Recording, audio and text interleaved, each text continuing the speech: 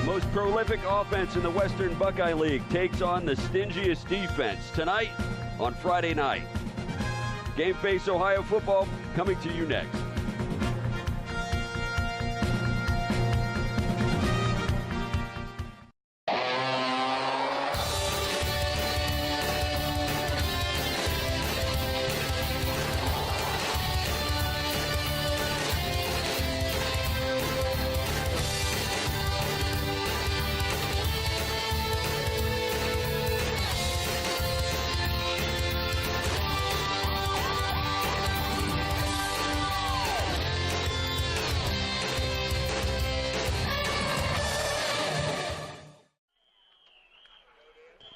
Good evening, everyone, and welcome into Harmon Field here in Wapakoneta. I'm Dan Hearn along with Paul Sadler, and we welcome you into the Minster Bank pregame show.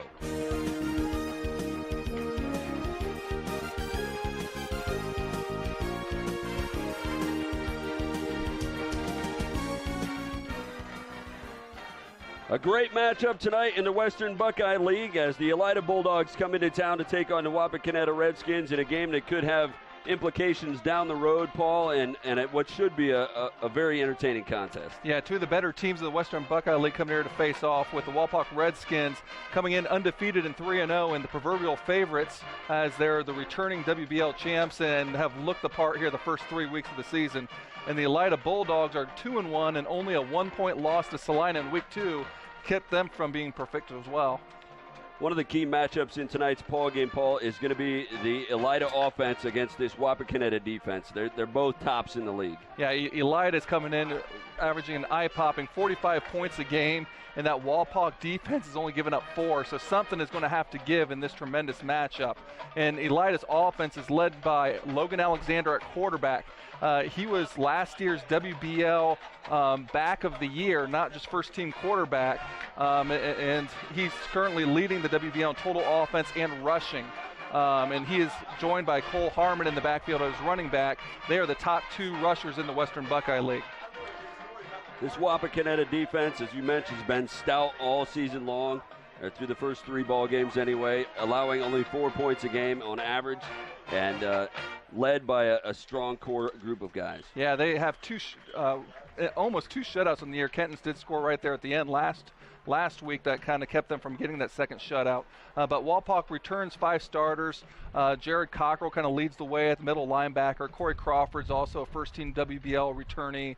Aaron Huffman, Cameron Locke kind of help out in the backfield. And Court Miracle, kind of an undersized nose tackle at 175, but all experienced guys from last year's WBL champion team. Conversely, on the Elida defense, not a lot of senior leadership there. Very young team on the Elida defense, and that is not the strength of this team, at least at this point. They start 0 seniors, 5 juniors, 5 sophomores, and a freshman. So, this Elida defense has given up 25 points a game, so they look to be challenged against the big play offense of the Wapak Redskins. Let's take a look at the keys to the game for our 2 teams tonight. And we will start with the Elida Bulldogs. Well, the Elida Bulldogs need to win the turnover battle. Right now for the year, they're -2 overall in the year, and Wapak's +4, so that's something they have to do. Win first down so they are not in second and third and long, and have sound tackling against, again, this explosive offense for the Redskins. And for the home team, the Wapakoneta Redskins, the keys look like this. Yeah, as mentioned, Elida's got the top running game in the Western Buckeye League, so they really got to contain their 2-headed rushing attack. But they got to continue to score on big plays led by Cameron Locke, and to do that they need to win the line of scrimmage. The opening kickoff is coming up for you next. Thanks for joining us for the Minster Bank pregame show. Stay tuned. It's high school football, and it's yours next on Game Face Ohio. TSC can save you money. How? TSC can save you money with Emerge. What's Emerge? The Emerge bundle plan. TSC will merge your phone, cable TV, and internet into one nice, neat package to save you money. How much money? A boatload. The Emerge bundle plan, only from TSC. TSC, give us a call and see. It's easy as 1, 2, 3, call TSC. When you see an orange truck, you think G.A. Windsor & Son Company. But the next time you see an orange G.A. Windsor & Son truck, we want you to think green. Why green? Because G.A. Windsor & Son are the original recyclers. Using a modern fleet of trucks, G.A. Windsor & Son Company collects food co-products from restaurants, food retailers, and food manufacturers in Ohio, Indiana, Michigan, and Kentucky. These food co-products are used to manufacture quality livestock and pet care feed ingredients. So the next time you see an orange G.A. Windsor & Son truck, think green. Welcome back to Harmon Field, everyone. The Elida Bulldogs won the toss and have deferred to the second half, so they will put the foot into it here. 3 return men back for the Wapakoneta Redskins, among them Cameron Locke, who has been dynamic so far this season, Paul. And he is their big play threat. He is leading the Western Buckeye League with 10 total touchdowns, 1 in the special teams gain on punt return. And it will be Locke to receive it across the 20 to the far sideline, and he'll be wrestled down as he gets to the 27-yard line. Now, Paul, last week against Kenton, the Redskins scored early 3 times. We'll take a look at the starting lineup here real quick. Yeah, we got Aaron Huffman's leading the way here at quarterback. So far, he has kind of, let's say, modest passing numbers right now. He's 16 for 30 passing with only 172 yards right now. The Redskins mostly get the done through the ground. So Huffman will bring him to the line of scrimmage. 2 receivers, 1 to each side.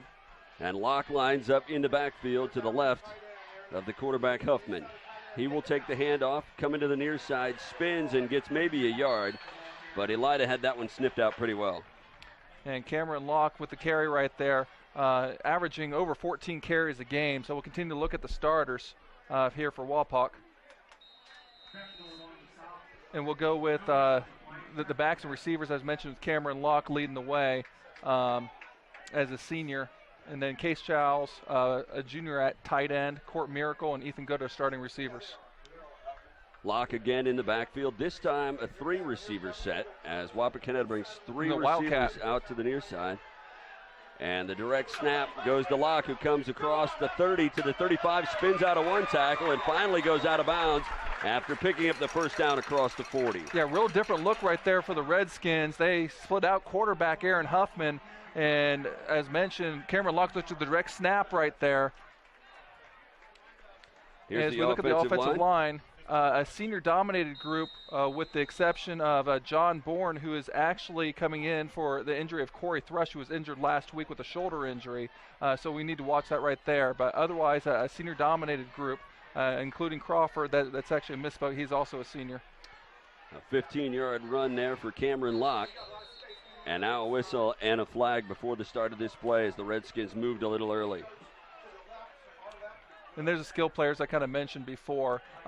Fullback's actually going to be a little bit of a interchangeable position for them. Jared Cockrell we have listed right there. We're also going to see other guys there, including Landon Hall. Landon Hall out there right now for the Redskins in that position. We'll take a look at the Elida defense coming up here. Locke lines up as a wideout to the near side of the field. Hall and Huffman in the backfield. And it'll be Huffman on the run. Gets across the line of scrimmage and fights his way up to the 44-yard line. And that'll be a pickup of about 7. And let's look at this Elida defense. Very young defense. Here we see starting 2 sophomores and a freshman on the defensive line, where Donovan Whitfield, the freshman, is actually 4th on the team in tackles.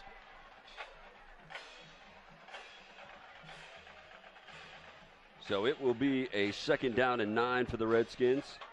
Good wide to the near side. Tyler Copeland wide to the left.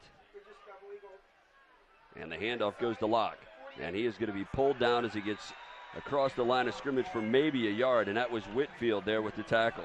Yeah, the freshman we just kind of talked about. And then there's the linebackers in the 3-5 setup. The leading tackler for the team is number 24, Danielle Lowe, a sophomore. Again, they very young squad right here, starting no seniors on defense, 5 juniors, 5 sophomores, and a freshman. This is a defense that can give up some points. In fact, defensively they average about 26 points a game that they give up. Locking his slot now on the near side, and they put a man in motion across the backfield. That's Miracle. Huffman rolls out to the near side on 3rd down and 8, fires it toward the sideline, and it's nearly intercepted. And Cameron Locke right there was running a wheel route and out and up. but it wasn't there, so he tried to broke off his route, and Elida was right there. And we see the defensive backs there, led by Peyton Smith, who I believe is a multi-year starter, who also has an interception for the year. And Scott McDonald was the Bulldog that nearly got his hands on that last pass.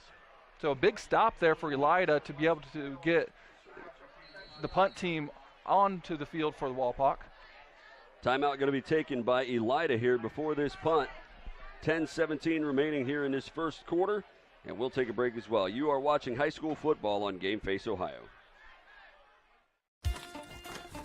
Where is that TSC bill? How can I pay it if I can't find it? You don't need the bill. You can pay it online at telcirco.com. Wasn't there a special this month? Yes, we got it from TSC's Facebook page. I know I've got the announcement for the club here somewhere. I just sent it to TSC to air on Channel 2.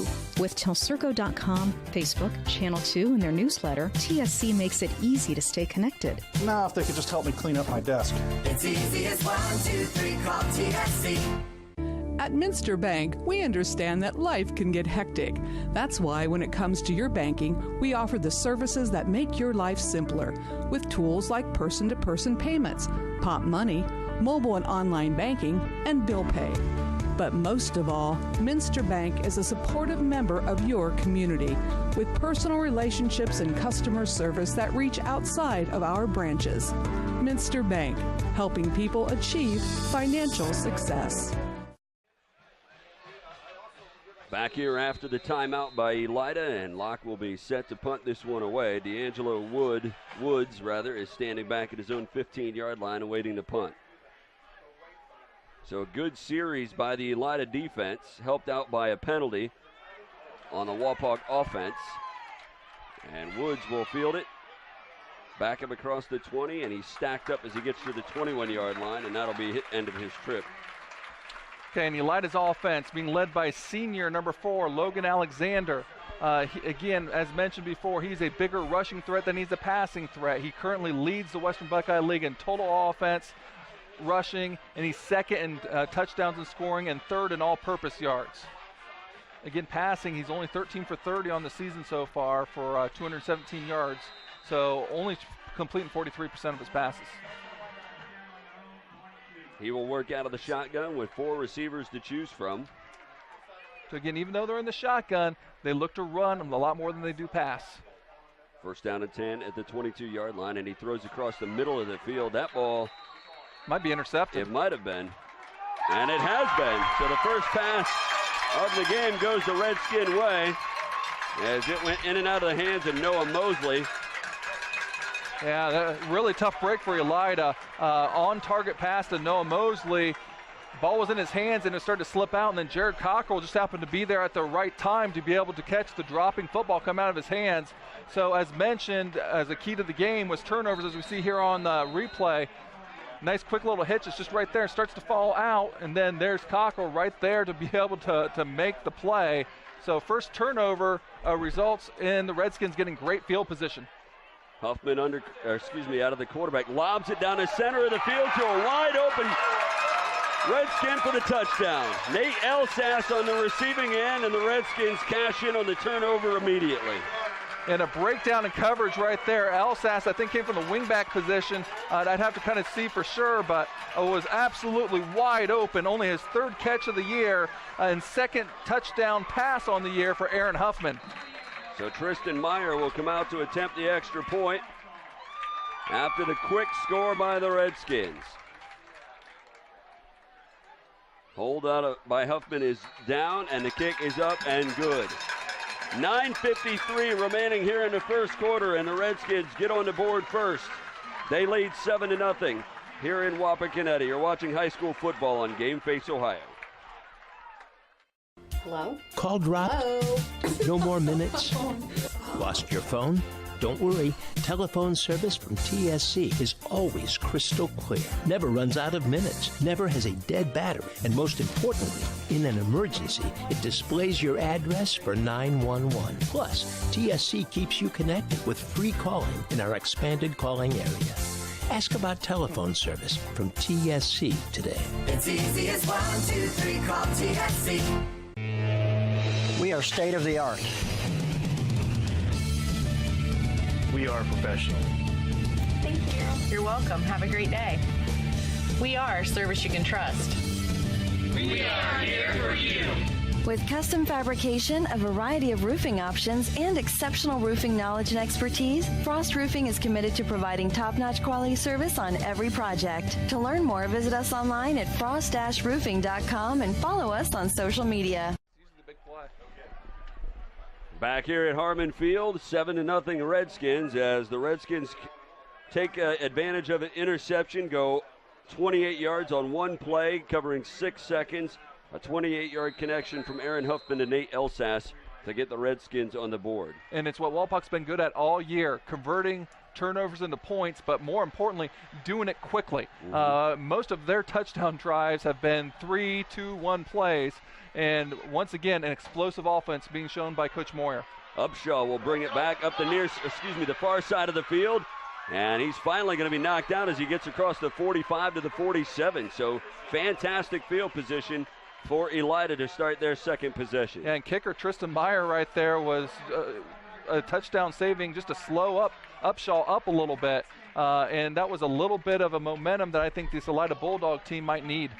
42-yard kick return by Brian Upshaw sets up the Bulldog offense. We'll see what they can do here. If they can rebound after the quick turnover on their only play of this game so far. Yeah, so tough luck interception for Alexander. That was only a second thrown pick of the year. He will have company in the backfield here and 3 receivers to choose from on 1st down and 10. There's the handoff up the middle of the field, across midfield, and all the way to the Redskin 45-yard line. A pickup of 8 yards for Cole Harmon.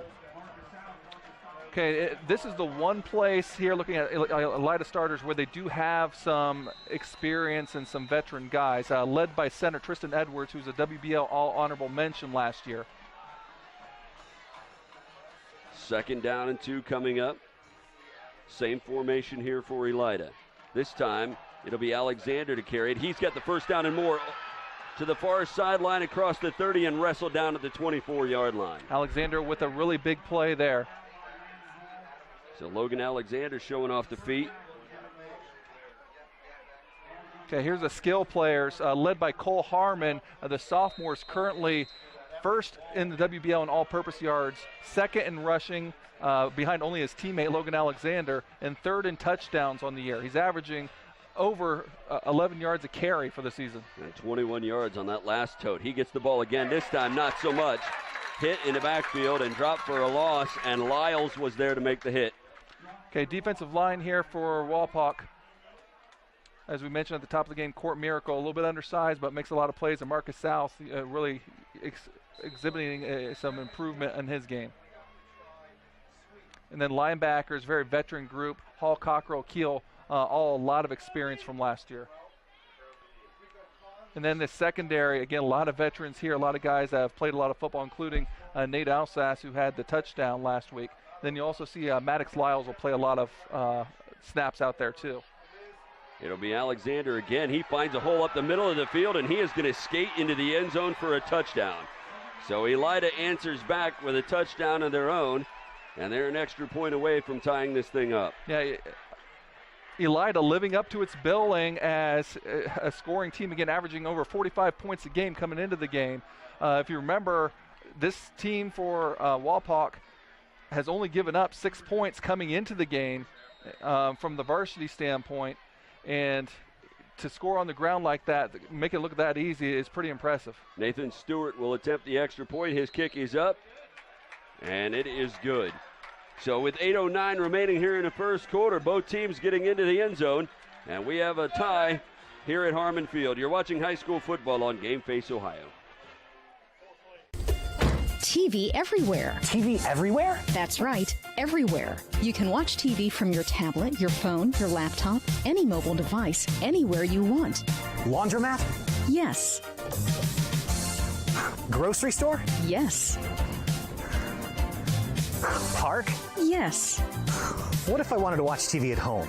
All your favorite networks all the time. It's TV everywhere from TSC. It's easy as 1, 2, 3, call TSC. Owen Kitchen and Bath Showroom has been family owned and operated since 1990. We can help you from start to finish with your entire project. Let one of our professional designers put the final touches on your project. Owen Kitchen and Bath now has 2 showrooms to better serve you in Wapakoneta and Lima. Owen Kitchen and Bath, cabinetry that will take your breath away at prices that won't.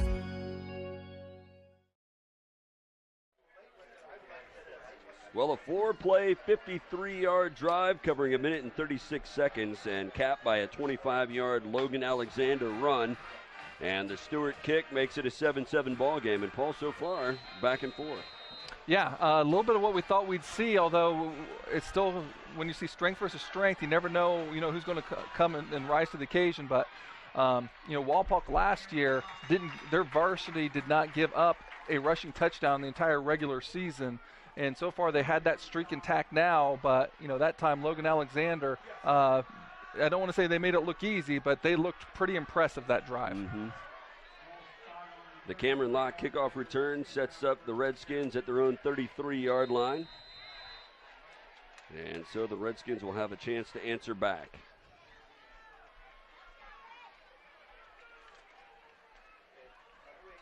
Huffman will be under center, and they put 2 tight ends in motion. Here goes Locke. Cuts it back up the middle. He'll get to the 35, a couple of yards for Cameron Locke. And this is something we saw that the Kenton defense did, and it really slowed Cameron Locke down a little bit, just making him cut back. If he's able to get that corner, he's got speed that no one in the Western Buckeye League is probably going to be able to catch him. And that might be what teams are going to start to do against this Redskin offense is, try to bring Locke to go back into that pursuit. Ethan Good will line up wide to the near side right. Cockrell and Locke in the backfield behind Huffman under center. Huffman rolls out, looking downfield, got pressure, he fires it, and it's slapped away. It was intended for Cockrell, but coming up to make the play on that one was Scott McDonald.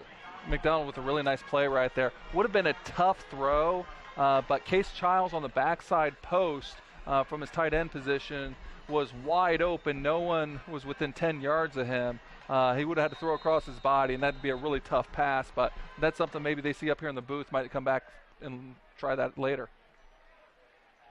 So the incompletion brings up a 3rd down and 8 now. Ball at the 35-yard line. 2 receivers left. Huffman puts Locke in motion out of the backfield, and Moshe on the offensive line is going to back the Redskins up. That's the 2nd possession in a row where they've had a false start. And you don't want to be able to hurt yourself. And, the Redskins, to their credit, haven't been in this position a whole lot where they scored quickly and no team has answered back to them all year. So it's interesting to see how they're going to react to this in this ball game. Well, they've put themselves in a 3rd down and long situation now with a 3rd down and 13 coming up. 3 receivers wide to the right. Huffman in the shotgun. And again, a false start by the right side of that Redskin offensive line. Yeah, Hogan and Klosterman really were getting off the ball right there. And some confusion. Coach Moyer cannot be very happy with the self-inflicted penalties. So now 3rd down and 18. And on the other side, Coach Jason Carpenter's got to be pretty happy with what his defense is against, probably an underrated offense for Wapak. They actually come in here, averages 35 a game, which is 2nd in the Western Buckeye League.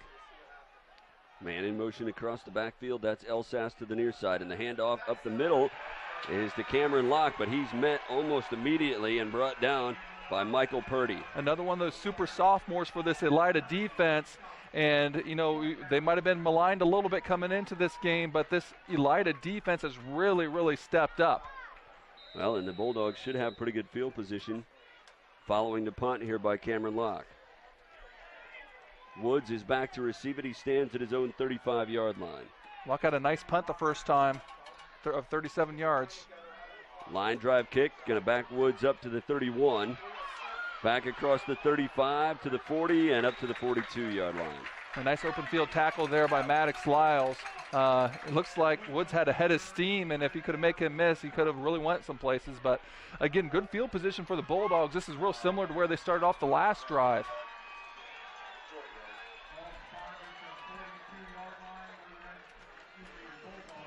So out comes Alexander and the Bulldog offense.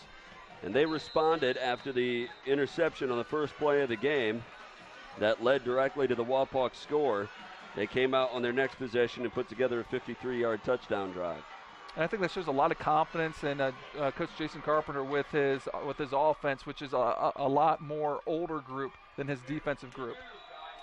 There was a flag on the play. It looked like parts of the Elida offense were moving before other parts of it.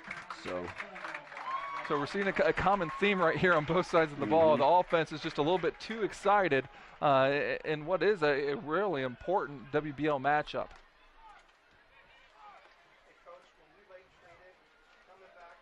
So that will push them back to the 37-yard line, and a first down and 15 coming up for the Bulldogs.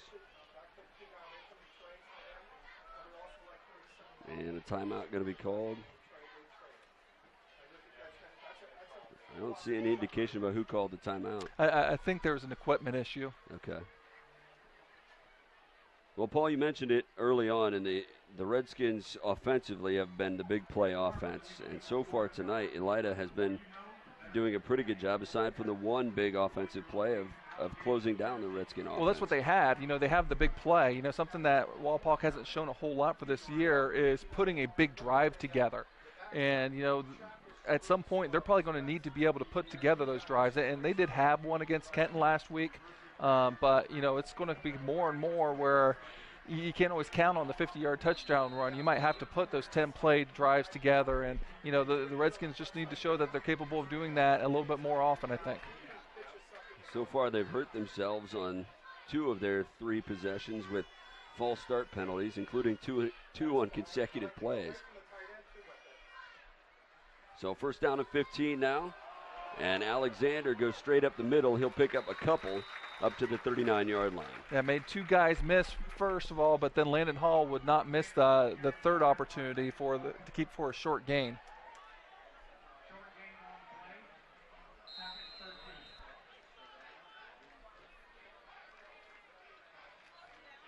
Elida looking to the sideline for the play. So the Redskins, they're facing a spread team for the second straight week, but at 2 totally different approaches, where Kenton is very pass-based. This is a very ground-based spread attack for the Bulldogs. Here's the handoff to Harmon, who goes up the middle of the field across the 45 to the 46-yard line. And a third down and manageable coming up now.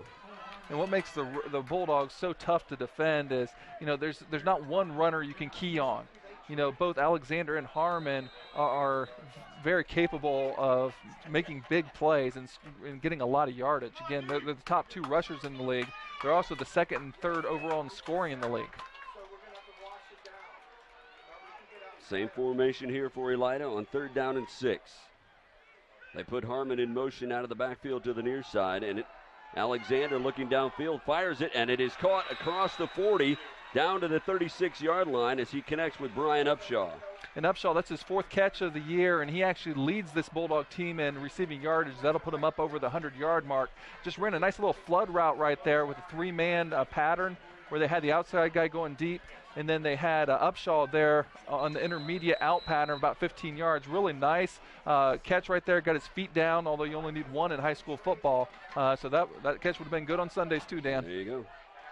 Alexander will keep it himself here, and he'll be knocked off his feet as he gets to the 35-yard line. Landon Hall coming up to knock him down. To show how kind of team defense works right there, Landon Hall gets the tackle, but the stop was really because of Corey Crawford. He stoned the lead blocker right there enough to where he had to bubble out and take away his momentum, and that allowed the play to be disrupted enough for Hall to come up and make the tackle. So a second down and 8 coming up now. Elida into Redskin territory for the second time tonight. 2 receivers right, 1 to the near side left for Alexander. He will roll out right, fires it into the flats, and he connects with Upshaw again, who is spun down on the sideline, and that was pretty close to being a little bit over-aggressive for Cameron Locke, but he realized where he was, I think, right at the end of that play. I'll tell you what, for someone who only completed 43% of his passes coming in, that was a really nice ball. There was not, a really big window for success getting the ball to his receiver there, but nice catch by Upshaw and an even better pass by Alexander. So now a 3rd down and 5 for Elida, and the Redskins would love to shut down this drive right here. Alexander will keep it himself. He goes left, and he'll get inside the 30 to the 29, so it'll bring up a 4th down and a couple. Yeah, no doubt for a 4 down territory here. This is going to be 4th and either a short 2 or a long 1 for the Bulldogs, and Coach Carpenter wisely keeping his offense on there. Obviously, they're a running team. You have 2 running threats back there. If I'm Coach Moyer and defense coordinator Coach Ball, I'd be making sure we're looking to see what we can do to shut down the run here. 4th down and call it 2. Alexander rolls out left. He gets some pressure. He's hit as he releases, and that ball is incomplete. Intended for Cole Harmon on the near sideline. And the ball goes over to the Redskins on down. Coach Carpenter goes away from his strong running game, instead calls the pass, and quite frankly, it was there for him. It just wasn't executed with the pass, but Harmon was wide open, and there's a good chance he probably would have scored if they were able to connect right there. So, sometimes you roll the dice a little bit, and if it was just a little bit better, the Bulldogs will be rewarded, but instead it's a turnover on downs.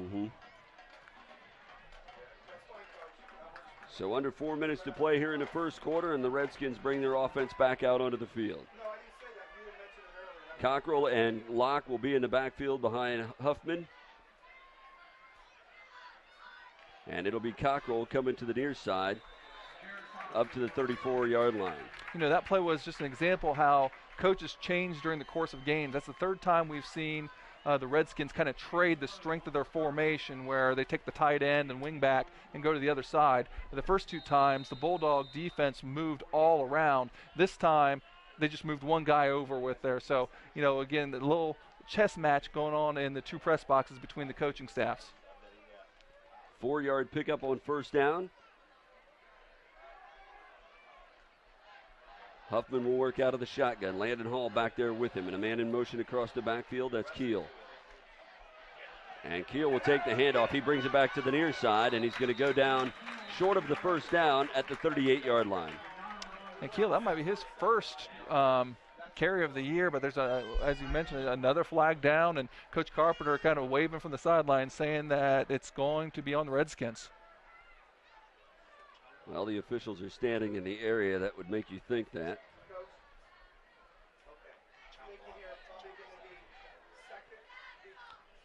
We'll see what the indication is here. The word is it might be a chop block, but obviously we'll wait for official confirmation right here. But I don't know. Our statistician, A.J. Lacey, is pretty much as official as you're going to get. And they wave it off. I think that's what he said, isn't it? He said they were going to wave it off. I think he said if there was a flag, that's what it would have been. But right. But instead of being pinned back for a 2nd and long, instead now it's a 3rd and short for the Redskins, who was 0-2 on 3rd down conversion so far in this game, but they've all been 3rd and long variety. Ethan Good is the lone wideout. He lines up off to the left. Huffman tried that hard snap count. He was able to get Kenton to bite on that a couple of times last week. And it'll be Cockrell up the middle. He's got the 1st down and more to the 44.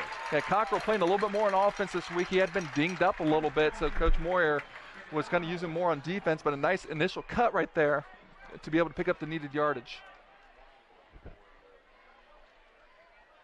So 1st and 10 for the Redskins at their own 44-yard line. And again, this is the type of drive that you're going to have to be able to put together to have a really successful season. You're not always going to get those long plays. You got to be able to succeed on 1st and 2nd down and then convert those 3rd downs to keep drives alive. They have Locke and Landon Hall in the backfield as Huffman lines up off to the left with 2 receivers, and a flag comes down and another false start for the Redskins. They're 3rd on the night. And that's just got to be, that's 4th. Actually their 4th. That's got to be frustrating. You see Coach Moyer kind of giving it to his offense a little bit. That's the second time we're going to see the Wildcat formation out of the Redskins. And Cameron Locke, he's going to be lined up all over the place. We've seen him at running back. We've seen him at receiver. In that time, in essence, as a quarterback, if you will. Well, and he has thrown the ball before. He lines up this time off to the left. 2 receivers outside of him, and they put a man in motion out there. Huffman is intercepted over the 40-yard line, and Elida comes up with a big turnover there. Well, the one thing that Wapak has really been able to do pretty well is avoid turnovers. That's Huffman's first interception of the year, but Noah Mosley went underneath on the slant pattern and was able to get a big interception and give Elida tremendous field position. They'll have the ball at the Wapakoneta 35-yard line. But yeah, they were going trips, and then we're working a double slant pattern right there with actually Locke kind of clearing things out. And it was to see on the replay right here, Huffman going left all the way and then just kind of backing out. And sometimes that guy come from the defensive end position, dropping back, hard to account for him. Alexander fires it out to Upshaw on the near side, who can't shake Cameron Locke, and he'll go down after a gain of a yard. Yeah, and that was kind of tough right there. Kalen Henderson, another sophomore, just unable to get Cameron Locke, so he was there to make the play quickly. So the ball at the 34-yard line. And a 2nd down and 9 coming up for the Bulldogs. Redskins defense was able to force this Bulldog offense off the field on their last possession. Alexander rolls out to the right, looking deep down the far sideline, and that one is going to go off the hands of his intended receiver near the 4-yard line. Led him just a little bit. Yeah, and then that was Kalen Henderson just earlier. The sophomore had a chance to atone for his missed block on the screen. He was hoping down the sidelines. It's a tougher catch than it looks because you're sprinting full speed and then you still have to catch the ball. Receivers like a chance to be able to adjust in the air, but he was putting his heart into just trying to get to where that ball was. Obviously a missed opportunity still there for the Bulldogs, who would hate to waste this great field position. So now a 3rd down and 9. Harmon in the backfield with Alexander, and he'll get the carry. He goes off to the right side looking for the corner. This play strung out well by the Redskin defense, and he's going to pick up only a couple. And they were running the zone read right there where Alexander was reading Corey Crawford. Crawford gave him the correct read to be able to give the ball to Harmon, but credit the rest of the defense for the Redskins. They were able to string that out and bring up now another 4th down. This is a much different 4th down than the last time. Last time they were 4th and 2, right, where you can kind of run almost anything. 4th and 7, you're probably passing the ball, but still you never know with 2 big running threats, so you got to be prepared for both. 3 receivers to the near side left. And Alexander takes the snap. He rolls out that way. Lobs it deep down the sideline, and that one's going to be caught, but well out of bounds. On the reception is Henderson, and the ball will go back over to the Redskins. So really the same play that they ran with Henderson earlier, just on the other side of the field, but just threw a little bit too much out of bounds, and a bullet dodge for the Redskins with their first interception thrown of the year, giving up tremendous field position.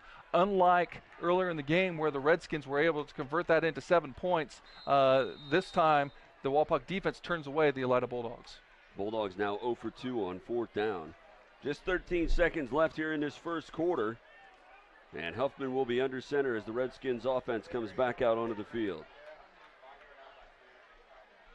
Handoff to Locke, a pitch to Locke. He goes off the left side, and he's going to have a sizable gain up to around the 40-yard line. About 8 yards on the carry. Yeah, a little bit of a trend breaker right there. They switched the formation again. But then ran a pitch play back to the short side and then also the weak side. Was able to get a nice little carry. 2nd down and 3 coming up for the Redskins.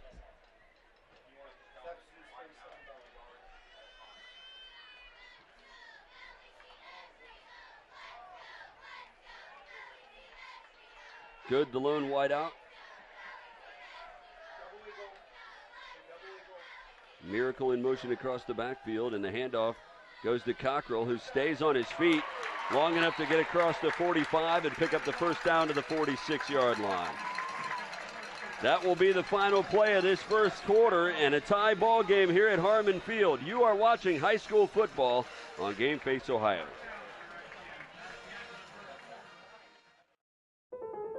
Sure, you don't need a set-top box to watch cable, but without one, you're not getting everything your TV has to offer. Add a set-top box from TSC to your television and get more channels. Get a channel guide that tells you all about the shows. Run multiple devices through one universal remote, and you can even add DVR and HD channels. Get everything your TV has to offer with a set-top box. Call TSC and ask for your set-top box today. It's easy as 1, 2, 3, call TSC. Strength is about so much more than the body. It's about being together, serving, sharing, and caring for those around us. It's about keeping score in the heart rather than on a scoreboard. Be a part of a community that builds more than your body. At the Wapakoneta Family YMCA. Back here for the start of the second quarter at Harmon Field. The Redskins with the ball, first down and 10 at their own 47-yard line. And a good first quarter for both teams. Both teams getting in the end zone. Both of their defenses playing pretty well. Yeah, both defenses able to get a turnover. Pitch to Locke, looking for a corner on the right. And he's going to fight his way up for a couple of yards to the 49-yard line. And Cameron Locke just not able to get a clean corner. The Redskins have not been able to really seal off an edge for him to really see him get ahead of steam. Locke, we have seen him be incredible coming into the game, leading the Western Buckeye League with 10 total touchdowns, 9 of them on the ground. Was only 5th in the WB on rushing, but that's because he's only ran the ball 27 times all year. Second down and 8 coming up now. Miracle in motion across the backfield, and a whistle and a flag, and I think they got the Redskins for a false start again. Yeah, the 5th one, that time Cole Hogan, which is a little flinch, but that was enough to draw the flag. And Coach Moyer looking on in disbelief. I wonder if they'll be doing any running in practice. Second down and 13 coming up. I'm sure that will be dealt with afterwards, but right now the focus has got to be, let's get it together. It's a tie ball game. We got the ball. Long way to go. Let's start executing. 3 receivers set now on second down and 13. Huffman takes a snap. He's going to run it himself. Goes off the right side, gets a couple of yards back up to the 46. And they really try to spread out the Bulldogs right there with even splitting out Case Childs, the tight end, to give almost a 4-receiver look there, just trying to open it up. But I tell you, give credit to the Bulldogs right now. They have been a sure tackling defense so far. So it will bring up a third down and 11. And the Redskins converted their last third down, but it was a much shorter distance to cover. Huffman back to pass, has time, fires it out to the right and incomplete, looking for Elsas near the 50-yard line. Yeah, really good coverage right there by Xavier Gilkey, yet another sophomore playing there for the Bulldog defense. And even if that ball was caught, he was right there, and Elsas would have been well short. So the Redskins, once again, bring on the punt team. Cameron Locke set to kick it away. He stands at his own 32-yard line, make it the 33, and back to receive it is Woods at his own 15. And Woods has looked dangerous catching on these returns. Good kick by Locke, and Woods on the return to the 20, to the 25, finds a seam. He's across the 40. He's across midfield. Locke, the only man there, and he brings him down as he busts it down to the Wapakoneta 32-yard line. A big return, a second long return we've seen in the special teams game for the Bulldogs. And Woods, I said, kind of looked a little bit dangerous early on. He finally got ahead of steam and found a gap. And if it wasn't for the holding on tackling of Cameron Locke, it would have been the Bulldogs' lead. As we see here the replay, you don't usually see it just get a head of steam after about the third, fourth step and just outrunning the coverage, and they're just hanging on by the ankle, able to get him down. A 53-yard punt return right there. Well, that sets Elida up with great field position again. And Alexander will keep it himself, going for the right side. He's going to be stopped after a gain of 2 up to the 30-yard line. I was going to kind of mention, as you said, they got great field position again. Last time on a turnover, this time off a tremendous special teams play. But, when you're going to try to beat a team that hasn't lost a league game in several years, you're going to have to take advantage of the opportunities that you're given. So you got to start by getting really positive plays on first and second down. Second down and 9 coming up for the Bulldogs.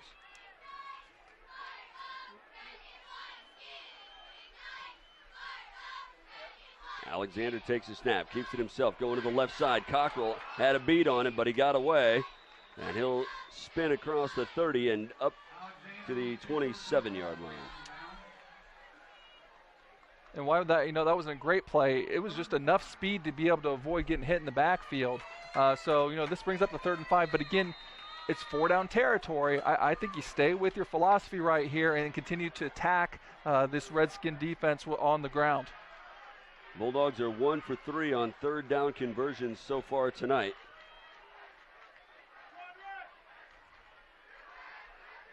And they are set here with a 3rd down and 5. Alexander getting some pressure, lobs it out to the right, looking for Upshaw, who hauls it in, but he's well out of bounds. Yeah, nice coverage there by Cameron Locke, who, besides just being an explosive player, he's actually more well known for his defense. Last year, he was a first-team WBL, all WBL cornerback. And to me, what that 3rd and 5 pass kind of does for you is almost determines what you're going to do on 4th down. You've got the strongest running game in the Western Buckeye League.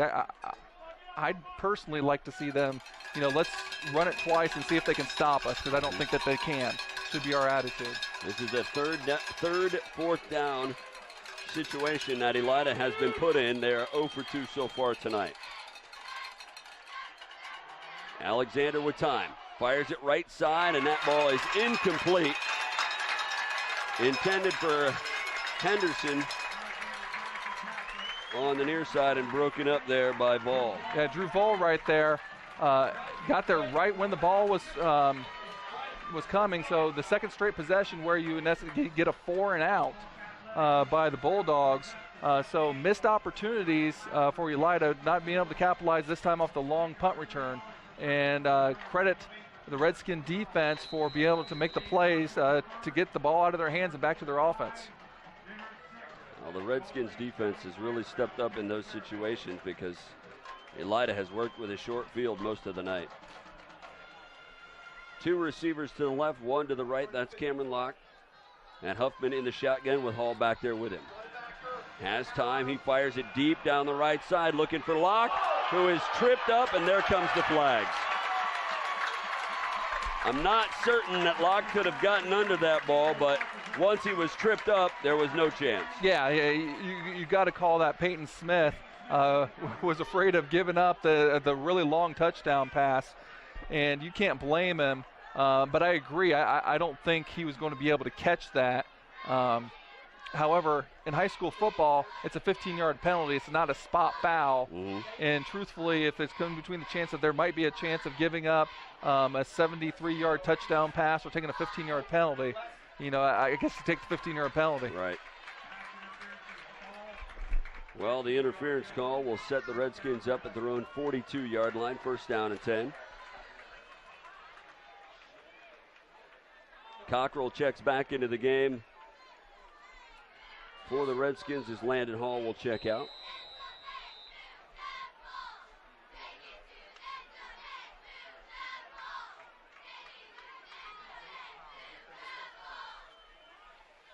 Huffman with the pitch to Locke, going to the right side. He gets up across the 45 to the 47-yard line to pick up a 5 on 1st down.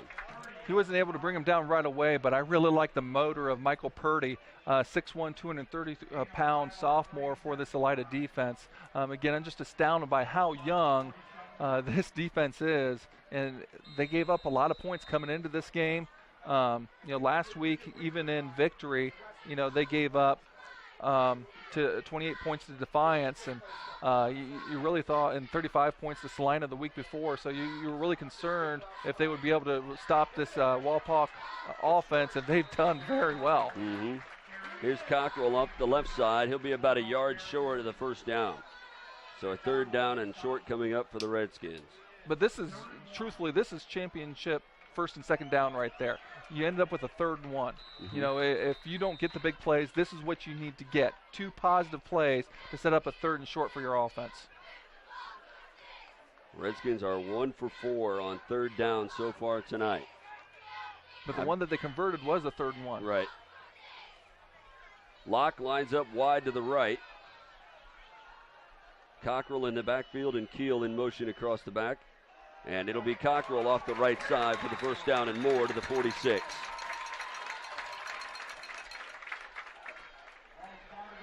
So a pretty important drive here for the Redskin offense to kind of show that they can put together a big drive, now move into Elida territory with that big first down conversion.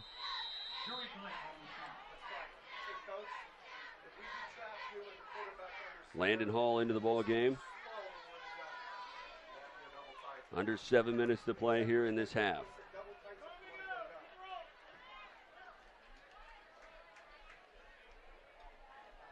Huffman out of the shotgun on first down. And it'll be handoff to Keel, who gets stopped in the backfield. May have gotten back to the line of scrimmage, not much more. Yeah, Elida not fooled on the counter right there. They're actually going to mark him for a loss on the play, second down and 11 coming up. So for comparison, coming into this game, this Wapak offense is averaging nearly 8 yards a carry. Elida's holding them to 4.2 yards an average per carry so far.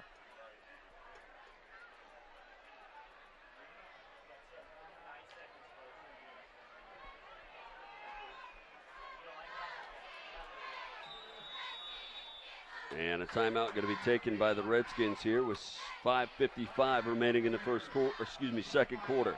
You're watching high school football on Game Face Ohio. The Wapakoneta Daily News, bringing you local news and more since 1905.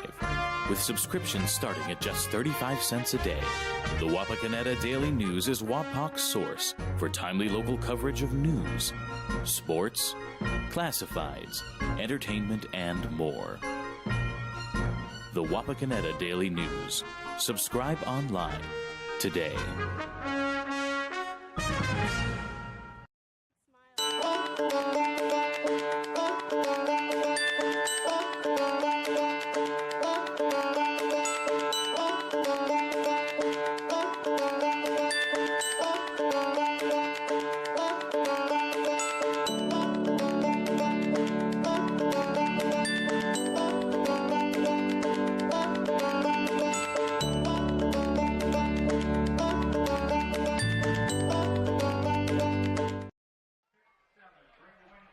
.55 remaining in the half in what has been a very entertaining game so far tonight here at Harmon Field.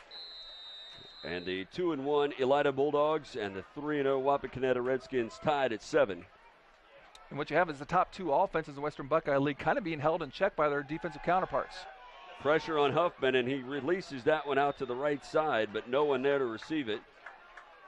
It drops in between Good and Locke. Incomplete, and a third down and 11 coming up. And Daniel Lowe on the blitz from his linebacker position was able to get in Huffman's face, and so far he's only 1 for 6 passing in the game. So the Redskins on this third down situation, and they are 2 of 5 so far tonight. But as you mentioned, Paul, both of those conversions were third down and 1. Yeah, you don't want to be in 3rd and long. It puts a lot of pressure on your offense. Huffman with all kinds of heat. Fires it over the right side where it's caught by Good. He shakes off a tackler.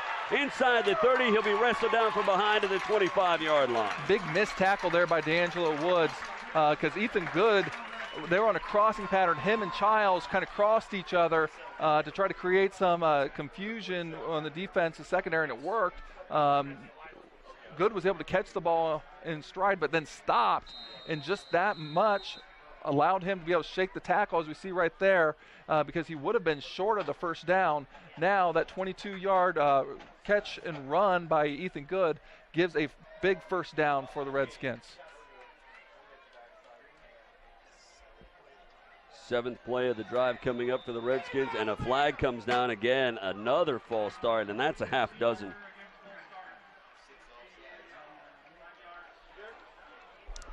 Yeah, I guess there's just not much to be said right now. That's just got to be frustrating for the whole team, and obviously frustrating for the guys that are doing it as well. But you can't continue to make mental mistakes and hurt yourself.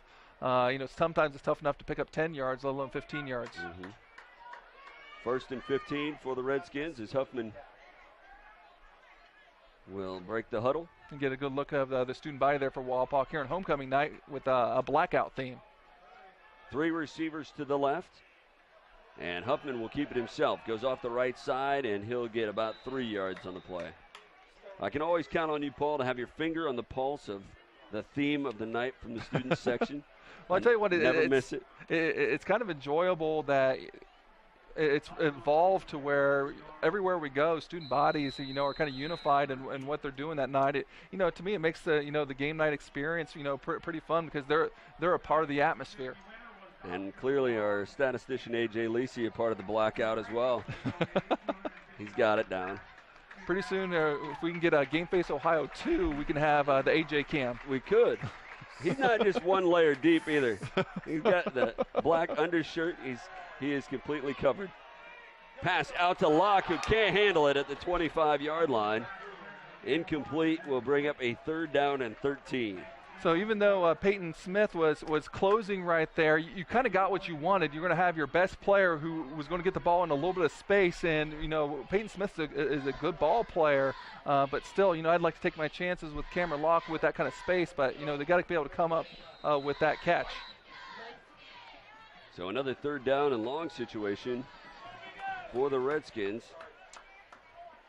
They converted the last one, 3rd down and 11. Now, one advantage that Wapak might have that most schools wouldn't have in this area, as long as they get some positive yards, they could be thinking field goal just to take the lead right here. Absolutely. And obviously 4-down territory here, so pitch to Locke. He goes off the right side. He's got a crease, and he gets down inside the 20 to about the 17-yard line. And it'll be 4th down and short. Well, I don't think it's quite that. I think it's more at the 19-yard line. Oh. So, it's going to be about 4th and 4. And we'll see if Coach Moyer decides to go for it. Or no, he's going to send Tristan Meyer out there. Last year's WBL Kicker of the Year, 2nd team All-Ohio. He's only 1 for 1 on field goals this year, making a 31-yarder. He will kick out of the hold of the quarterback, Aaron Huffman, on a 4th and 4. He'll line up on the right hash. And Meyer is a weapon. Yeah, it looks like it's going to be trying a 36-yarder approximately right here, which is definitely within his range. I was seeing him warm up earlier, and he was making 47-yard field goals. Mm-hmm. Now, that wasn't on the hash. He was doing it right from the middle, but he definitely has the leg to make this. Right. He can hit the flagpole, too. I saw him do that. He did do that on our way in. Yep.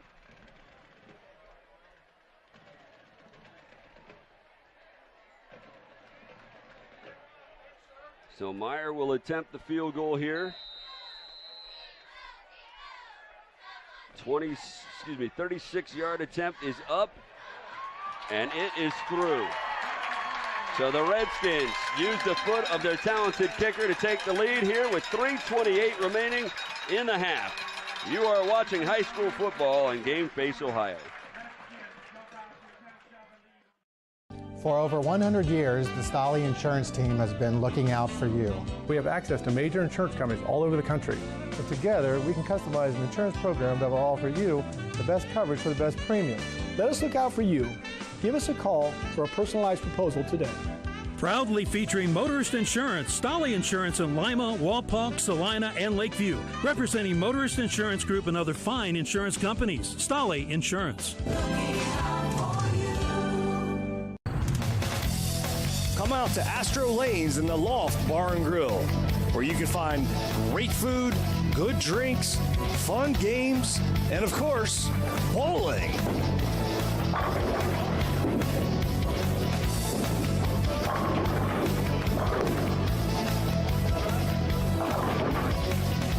Astro Lanes, a great place to spend some spare time.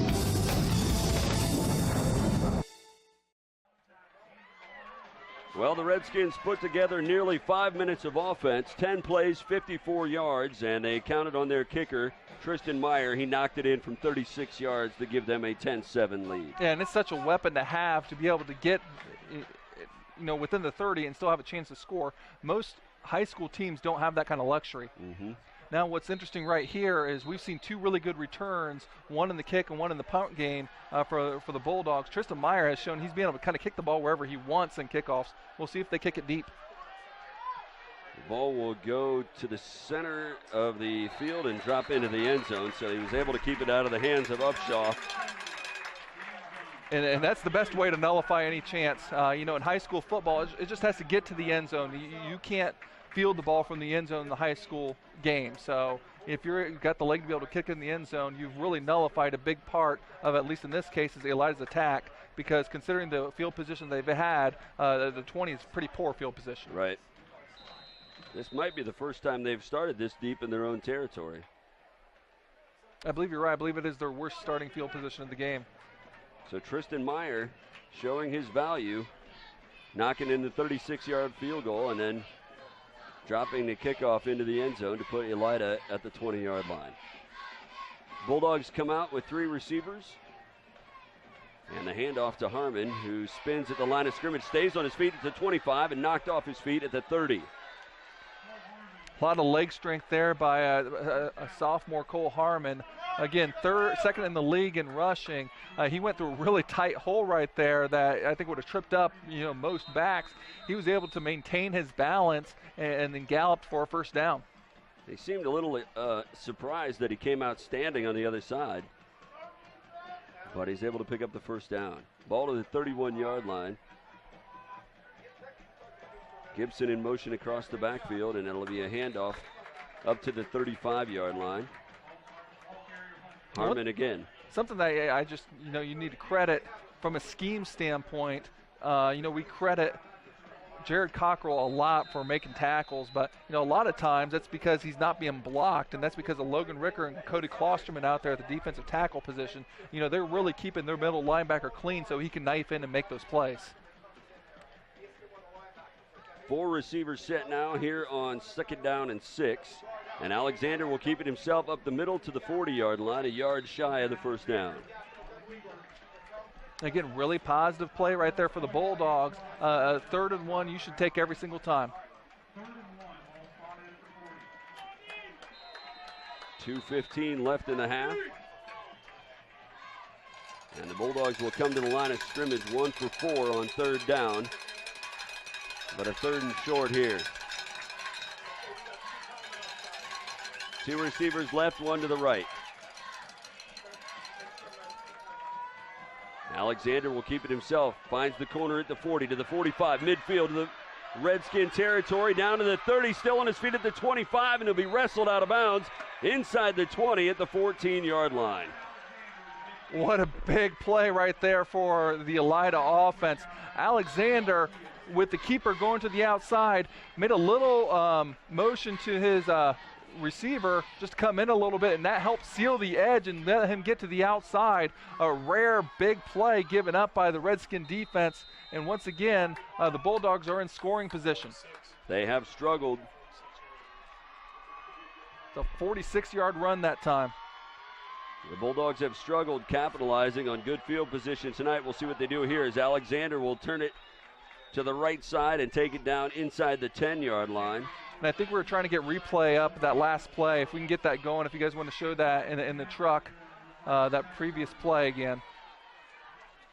Here it is. Going over to the left-hand side, See them sealing the edge right there? A nice hook block by the receiver, Brian Upshaw. We've seen him make some plays in special teams, but it was him coming in from the receiver standpoint, was able to really seal the edge for Alexander. And a good look at it there from our end zone cam.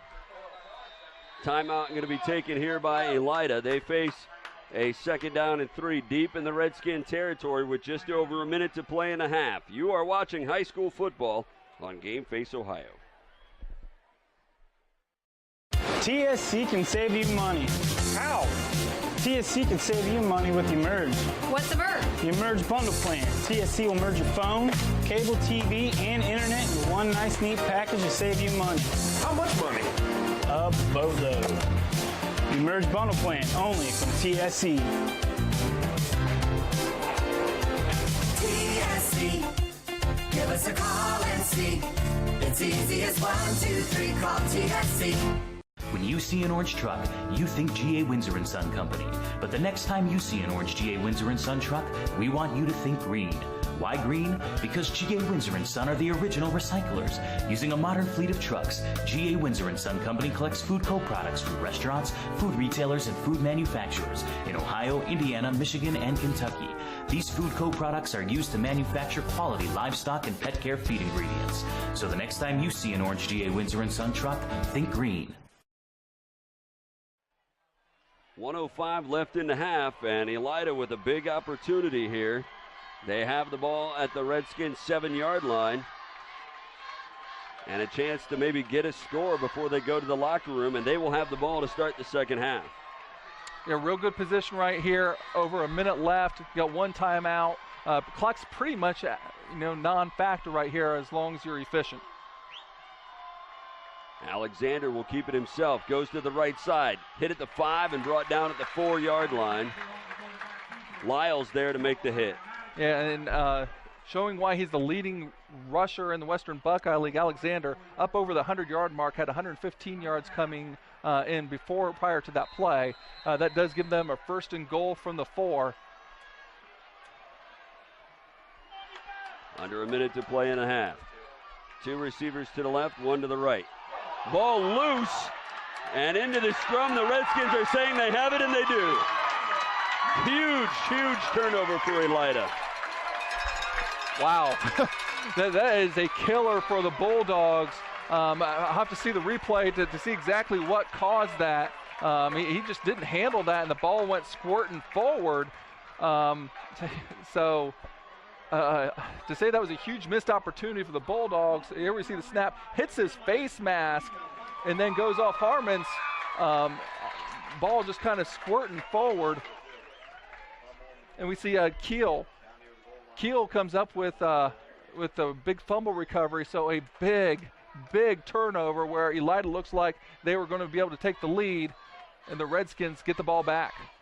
So a big opportunity wasted by Elida, and the Redskins will take over at their own 2-yard line. And as you see, just 35 seconds left here in the half. Yeah, with only one timeout, Elida can't really force them to punt the ball. So I'd look for Coach Moore to be pretty conservative right here and feel pretty fortunate to go to halftime with the lead.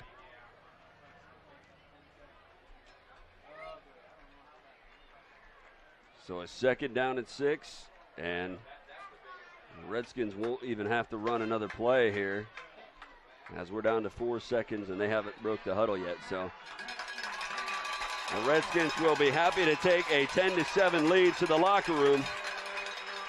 We'll come back and have your halftime show after this break. You're watching high school football on Game Face Ohio.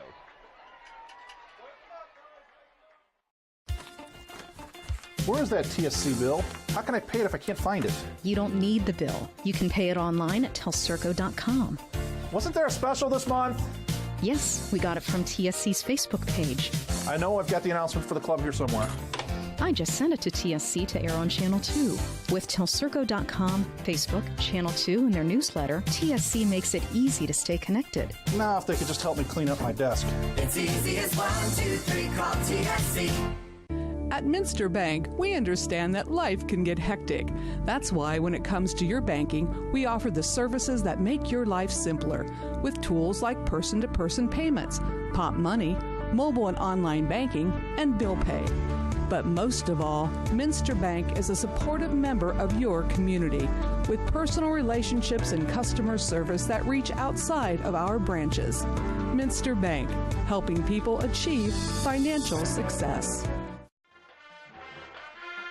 Halftime here at Harmon Field on a homecoming evening.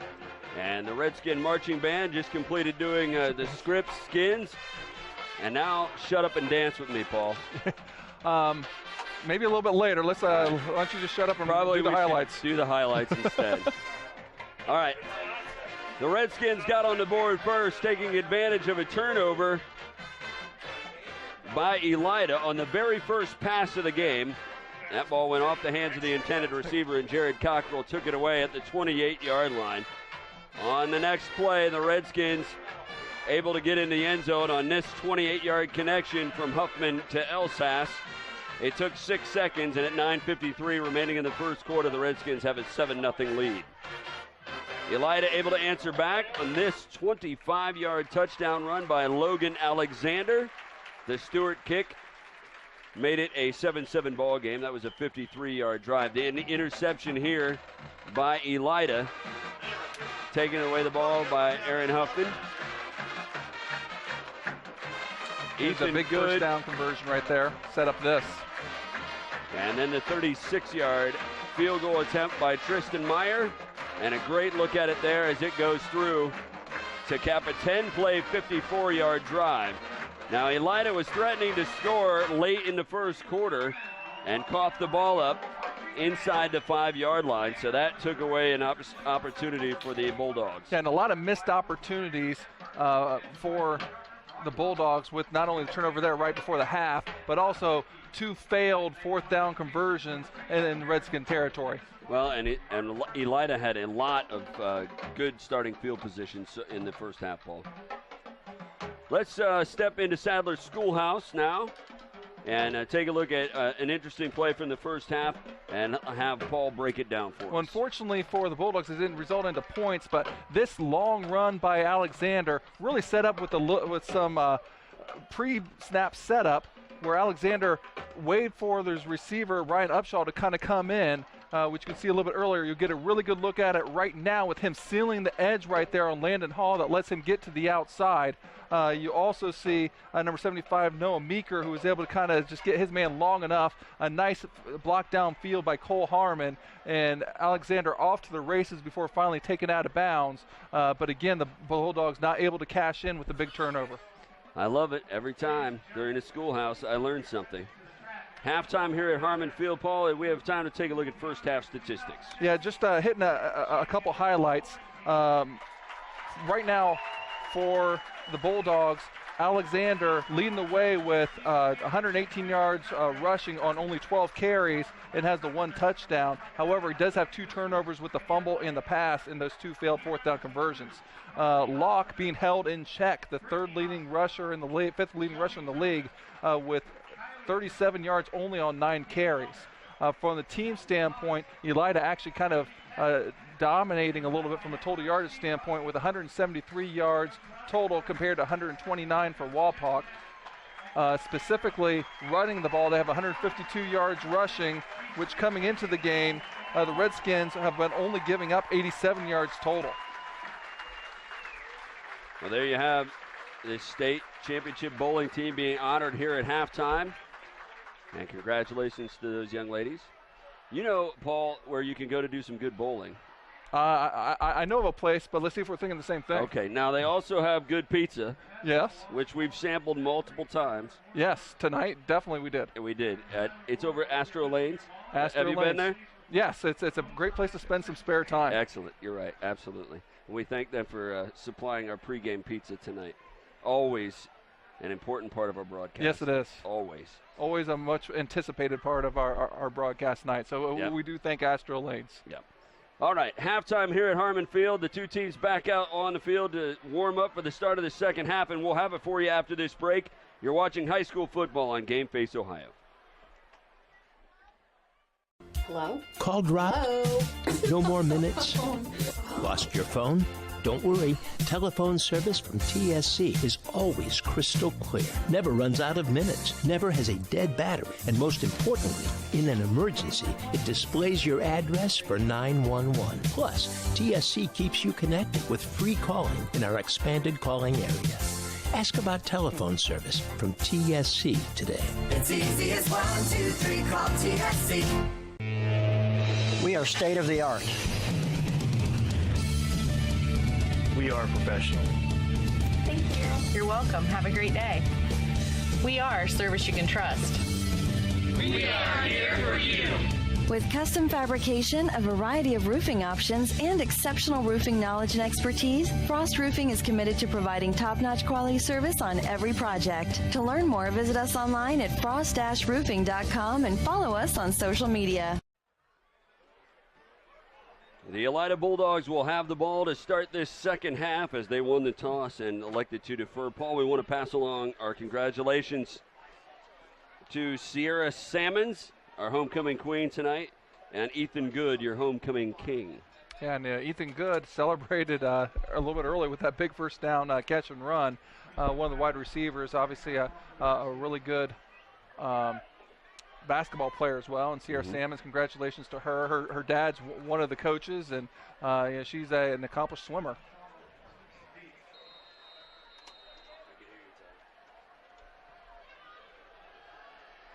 So Tristan Meyer will set it up to kick it away, puts the foot into it, and a good kick. Backs up the return man to the end zone, and that will put Elida at the 20-yard line to start their next possession. So important to see how Elida responds after that really crushing fumble at the end of the first half. But last time they turned the ball over, which they did with an interception earlier in the game, they responded with putting together their only touchdown drive of the game. So we'll see if Coach Carpenter, in his 9th year as head coach here at Elida, can rally the troops a little bit. We'll also see what kind of adjustments the defense made, because Elida did move the ball on them pretty effectively.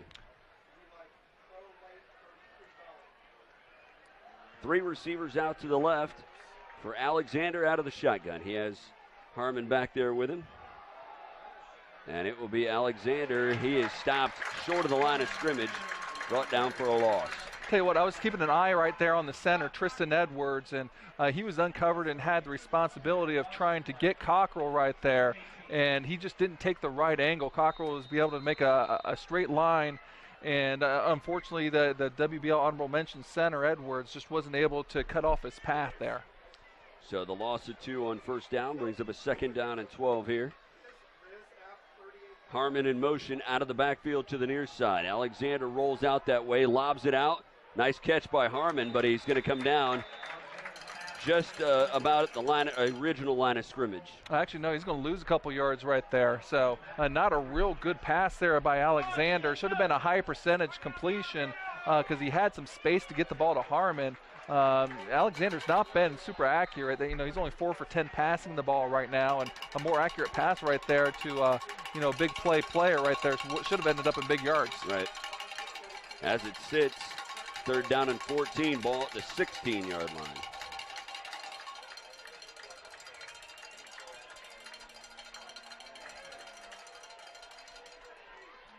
Alexander. And the handoff to Harmon. He'll get back across the 20 to the 22-yard line, but well short of the first down. I think they're going to call a sideline warning here. So that is just indeed a warning. So next one would be unsportsmanlike conduct penalty, but in this case, it's just a big old-fashioned don't do it again, and that's going to bring up 4th down. So they spot the ball at the 22-yard line. Make it the 23. 4th down and long, and deep in their own territory. Elida will kick it away. Yeah, and a pretty good 3 and out. First time we've really seen the Redskins do that to this Bulldog offense, and looks like they're going to end up with some terrific field position. Lyles and Locke back at their own 41-yard line to await the kick. And another flag comes down. It's going to be a delay of game. against the Bulldogs, so that'll back them up into the 5. And the Bulldog sidelines upset a little bit on that. I think with the confusion, with the penalty on the sideline warning, just things didn't move as smoothly for them as I think they would have liked right there. Mm-hmm. Alexander is the punter as well, and he will put the foot into it from the 10-yard line. Lyles calling for the fair catch, will make it. Oh, nearly lost the handle on it. And you see a lot of the coaches and players on the Wapakoneta sideline motioning that Lyles had called for a fair catch and then was hit. Yeah, but the ball came loose right there. So kind of a gray area in that case. Because he was moving forward and the ball seemed to be loose a little bit. So, I think, restraint is a good motive right there for the officials. Mm-hmm. And we'll see here on the replay, Maddox Laus is going for a fair catch, gets the ball right there. They're giving him some room, but then it starts to come loose and he's moving forward. And, I think Elida's okay with kind of, trying to go after the ball in that case. Great starting field position for the Redskins at the 50-yard line. It'll be Cockrell off the left side, and he'll pick up a couple. Well, make it almost 4. Cockrell just showing that he just never really stops. Got hit, about 2 yards when he was able to kind of squirm ahead for about 2-3 more. So a 4-yard pickup on first down. And Hall will come into the game. Yeah, Cockrell and Hall kind of rotating for the most part there at the fullback position reps. Again, both of them primarily, known for their defense, but, this year with the loss of a lot of those, big play guys with Keaton Metz and Adam Henderson, forced to play some offense too. And the direct snap to Cameron Locke, who is going to be dropped for a loss on that play as he tried to go to the right side. And he's going to be hit and marked down at the 47-yard line. Yeah, Court Miracle was unable to make the key block needed right there. So, a negative play right there on third down for the Redskins, and that's just what the Bulldogs needed to cut the momentum and field position for the Redskins. So a 3rd and 8 for Wapakoneta. And we'll see what Coach Moyer and his staff dial up here. Locke and Good wide to the right. Miracle wide to the left. Huffman out of the shotgun with Landon Hall back there with him. He is back to pass. Fires it deep down the left side, looking for the tight end, Childs, and he's incomplete. And just a little bit too much on that pass right there for Case Childs, the tight end, running the corner pattern to really go ahead and catch up with that. So it'll be a punt situation for the Redskins as Cameron Locke will back up and try to kick this one away on a 4th down and 7. So both defenses exchanged 3 and outs right here, so the defense coordinator's got to be pretty happy. Woods stands back at the 10-yard line awaiting the kick. And Locke will put the foot into it. Good kick. That's going to hit at the 15-yard line and bounce out of bounds. Took a Elida bounce, but it'll still be marked out at the 18-yard line. Yeah. Again, Matt, kind of the worst starting field position after they're at the 20 the last possession. So, again, both defenses kind of really stepping up. When we were thinking about this game, it was the top 2 offenses. Granted, we knew the Walpock defense was stout. The Elida defense really has risen to the occasion as well. So the Redskin defense back out on the field here, and a 4-receiver set to cover.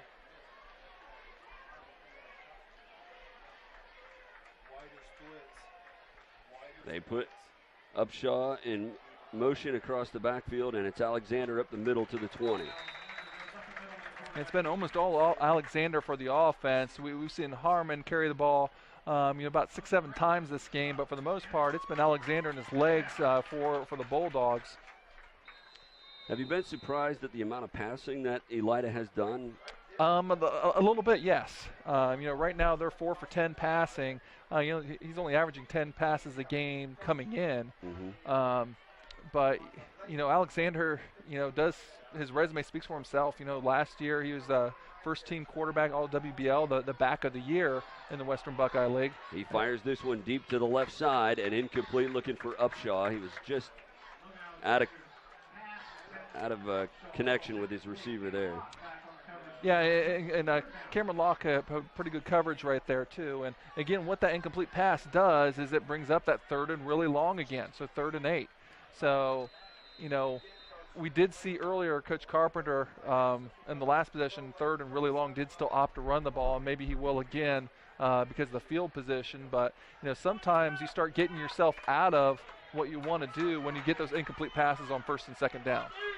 Well, Elida has converted only 2 out of 6 third down situations, and they face a 3rd down and 8 here. Alexander rolling out to the left, fires it down the hash, and incomplete. Good coverage there by Huffman as he tried to connect with Harmon out of the backfield. Yeah, pretty similar route right there, and Huffman came over on the corner route for Harmon and was able to just tip that ball away just enough to force another punt. So, again, neither team really passing the ball really well. Elida's now 4 for 12 passing, but Wapok's only 2 for 9 passing. But yet another 3 and out. Alexander will put the foot into it. And Lyles will watch it hit at about the 48 and roll into Redskin territory to the 36 where it's down by the Bulldogs. So, again, good field position to start for the Redskins as they come out for their second possession of this second half.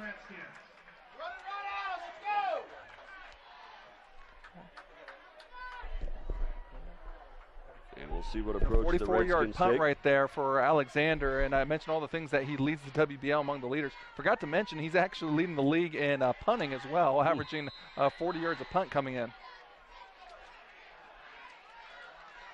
Locke in the backfield with Cockrell behind Huffman under center and a receiver to each side. They put Childs in motion across the backfield.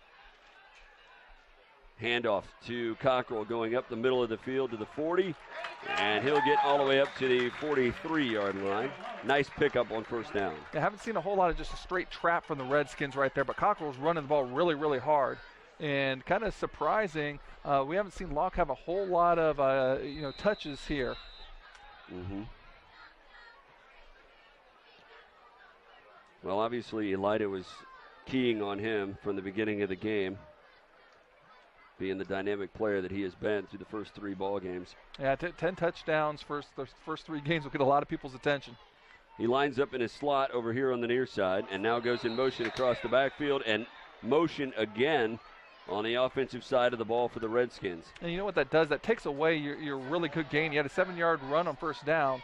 Now all of a sudden that is the 7th false start penalty, and that's just unbelievable. It's something we probably failed to mention in the half game show, just the self-inflicted mistakes by just not knowing the snap count. Right.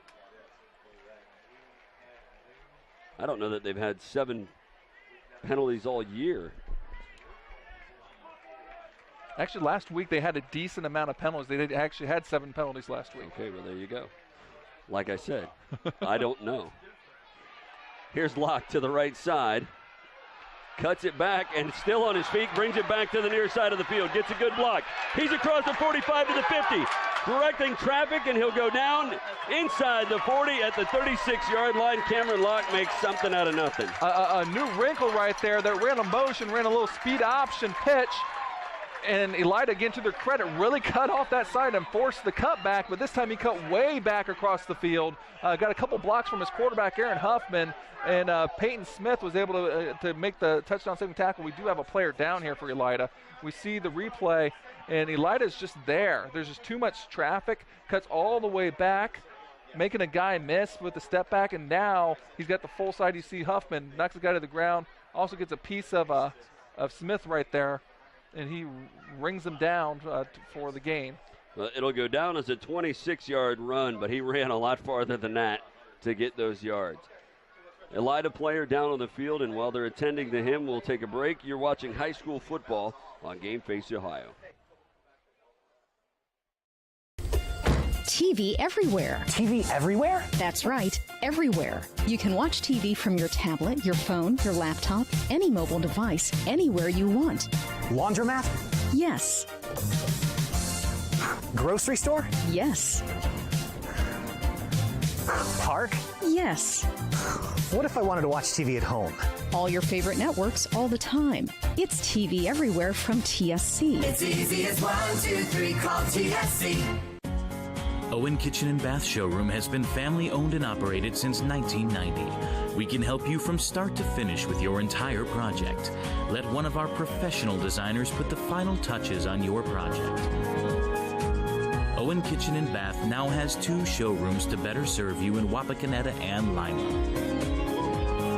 Owen Kitchen and Bath, cabinetry that will take your breath away at prices that won't.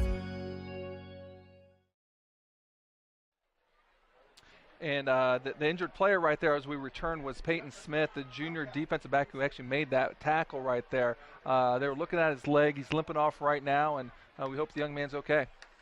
Able to get off the field under his own power, so that's a good sign. First down and 10 for the Redskins at the 36-yard line following the run by Cameron Locke. So that was our first down in this half for either team. Childs in motion across the backfield. Huffman takes a snap, and he'll hand it off to Cockrell, who goes up the middle and now thrown back, but he'll get positive yards up to the 34-yard line. Identical play that they ran to start this drive. That time Scott McDonald said, no way is he able to make the play, but they just traded Case Childs from one side to the other and then just ran the trap up the middle. They got 7 yards the first time. This time only 2 yards. 5:33 remaining here in this third quarter, which has seemed to have gone by pretty quickly. Good lines up wide to the near side. Miracle wide to the right. They put him in motion, and Huffman will hand it off to Cockrell going off the right side to the 30-yard line. And it looks like they'll spot him actually at the 31, so third down coming up. Now that's a play that we've seen a lot over the years in the Western Buckeye League out of the wing T. Doug Fry ran that a lot when he was here. Now he's back at St. Mary's. He runs that as well. Coach Moyer, well-versed in the wing T, runs that play as well, where you kind of widen out the defense because you think the halfback's going to get the ball in the sweep, but instead the fullback is getting the ball just inside the tackle. And then there seems to be a wide gap right there. Didn't hit as big as they might have liked, but still, given the field position, 3rd and 5 is kind of manageable because more than likely you're in 4-down territory. Well, the Redskins are only 3 out of 8 tonight on third down. Man in motion as Huffman takes the snap and rolls out to the right. Under some pressure now. He can't get rid of it, and he'll go down for a loss all the way back to the 38-yard line. And Huffman couldn't find an open receiver.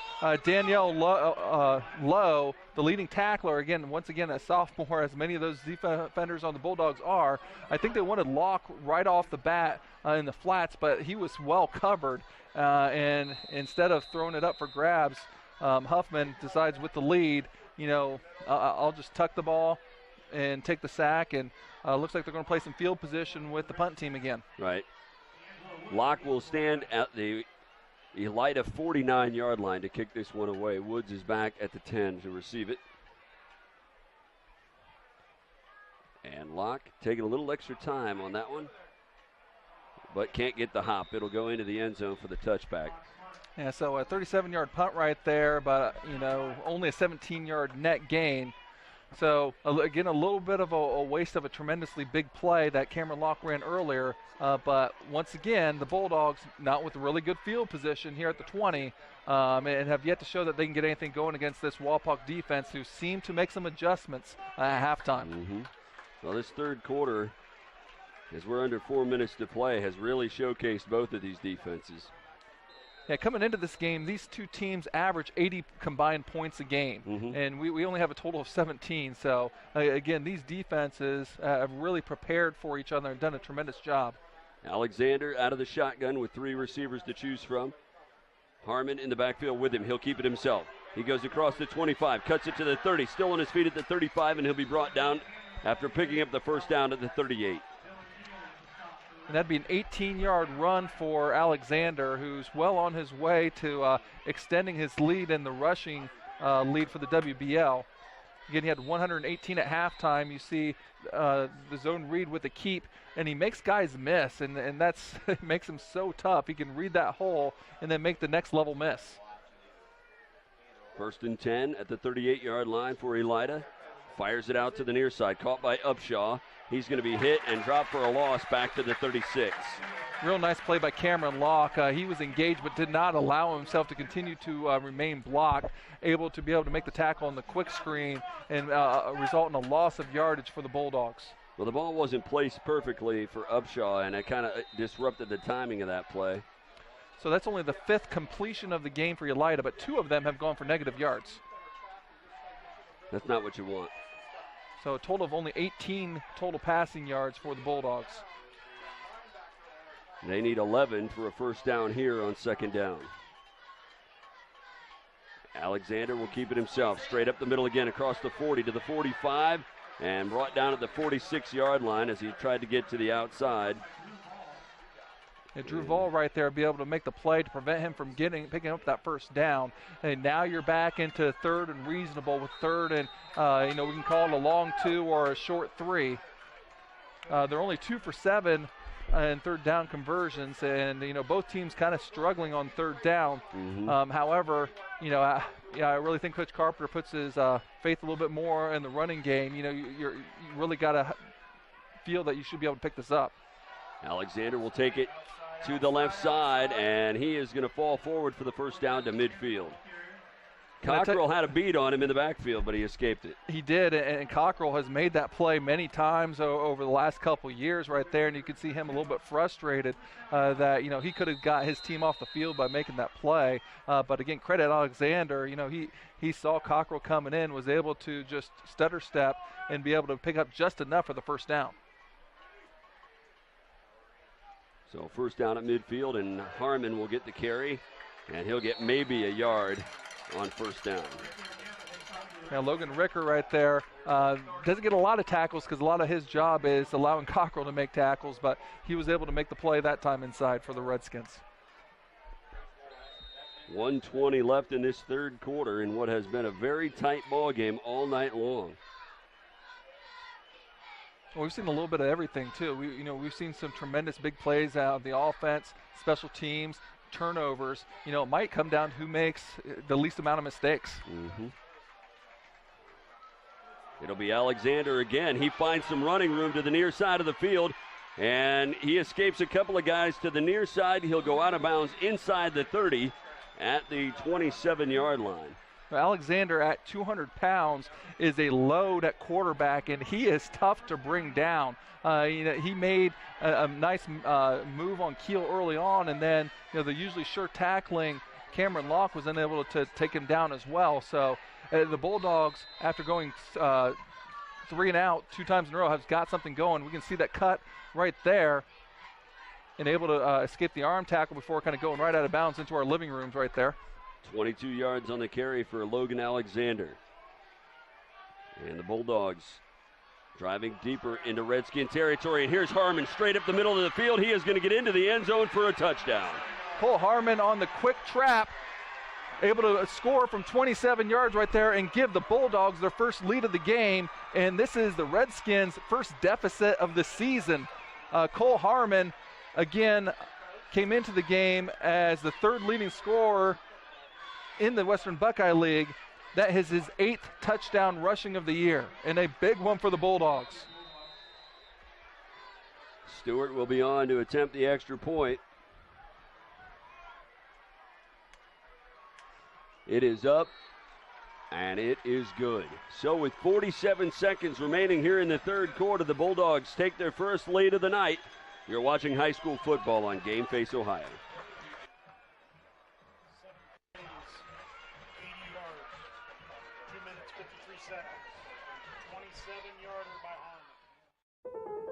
Sure, you don't need a set-top box to watch cable, but without one, you're not getting everything your TV has to offer. Add a set-top box from TSC to your television and get more channels. Get a channel guide that tells you all about the shows. Run multiple devices through one universal remote, and you can even add DVR and HD channels. Get everything your TV has to offer with a set-top box. Call TSC and ask for your set-top box today. It's easy as 1, 2, 3, call TSC. Strength is about so much more than the body. It's about being together, serving, sharing, and caring for those around us. It's about keeping score in the heart rather than on a scoreboard. Be a part of a community that builds more than your body. At the Wapakoneta Family YMCA. Stewart set to kick it away after the Elida Bulldogs put together a 7-play, 80-yard drive, covering 2 minutes and 53 seconds and ending with a 27-yard run by Harmon to give Elida their first lead of the night. Really impressive drive led by Alexander on the ground with 171 yards now total, as short little pooch kick there by the Bulldogs. It'll be fielded by Elsass on the far side. And that ball just died when it hit the turf. Yeah, it's perfectly placed chip shot right there, and Kia Russell with a nice play, and the Bulldogs are fired up as they should be. The Redskins are riding a 19-game WBL winning streak right here, and they are not used to looking at the scoreboard staring at a deficit. Mm-hmm. Well, they have struggled to put things together offensively tonight. They have not been able to hit that big play that they're used to, the home run play. Here is Cameron Locke, who does hit a lot of home runs, and he's brought down after a gain of 1. And Kia Russell, who made the big play on the special teams, just made the big tackle right there. And I'll give you a stat right here. Wapak, who came in being the second leading offensive rush team with over 200 yards, has 115. But compare that to Elida, they have 240 yards on the ground. So they are doubling up the Wapak running game. Just 15 seconds remaining here in this third quarter. And I'm not sure that the Redskins are going to run another play. That will be it for the third quarter play here at Harmon Field. So the Redskins will go into the final frame trailing for the first time this season. We'll take a break here. When we come back, the fourth quarter. You're watching high school football on Game Face Ohio. The Wapakoneta Daily News, bringing you local news and more since 1905. With subscriptions starting at just 35 cents a day, the Wapakoneta Daily News is Wapak's source for timely local coverage of news, sports, classifieds, entertainment, and more. The Wapakoneta Daily News. Subscribe online today.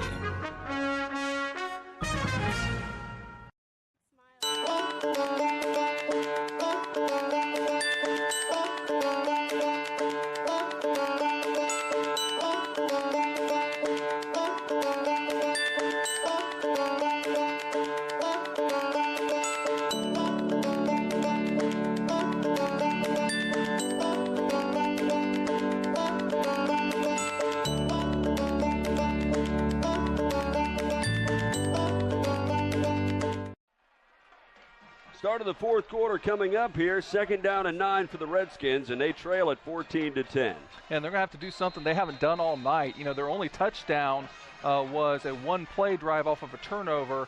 They have yet to put together, you know, a long drive for a touchdown. They've really been dependent on the big play all year long, which, you know, to their credit, they've been really good at. But again, in tough scenarios, you're going to have to be able to really eke out and move the chains at some times. And they're going to be helped by that play right there to set up a 3rd and reasonable with a 3rd and 4.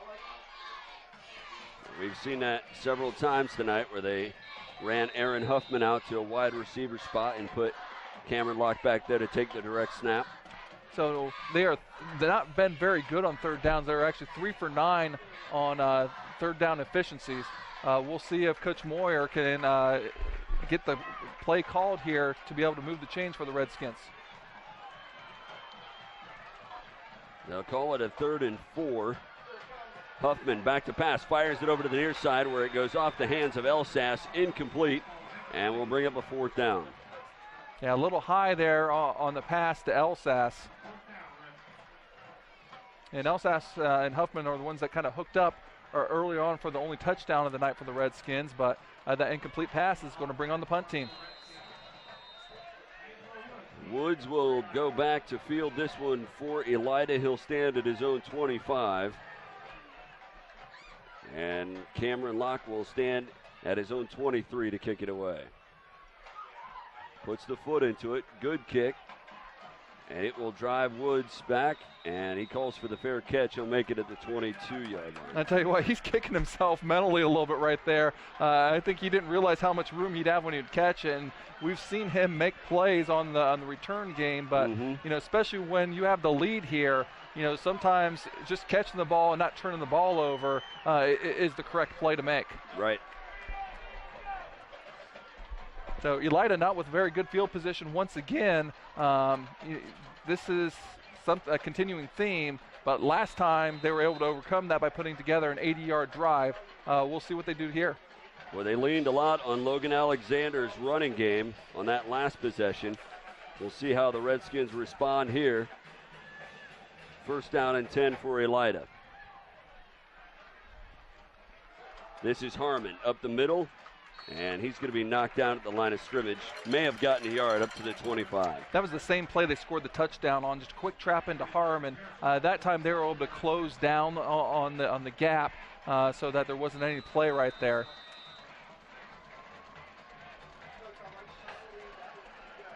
Brings up a second down and 9. So don't mention them a whole lot, but I do need to give credit on that touchdown. Joey Glick and Tyler Knetz at the guards doing a really good job.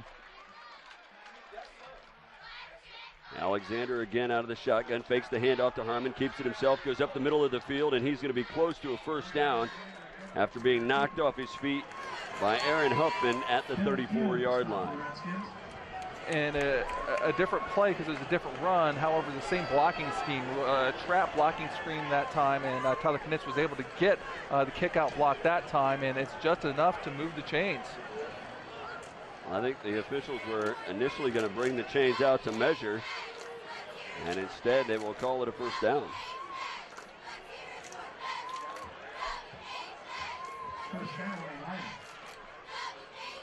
So first down and 10 for the Bulldogs.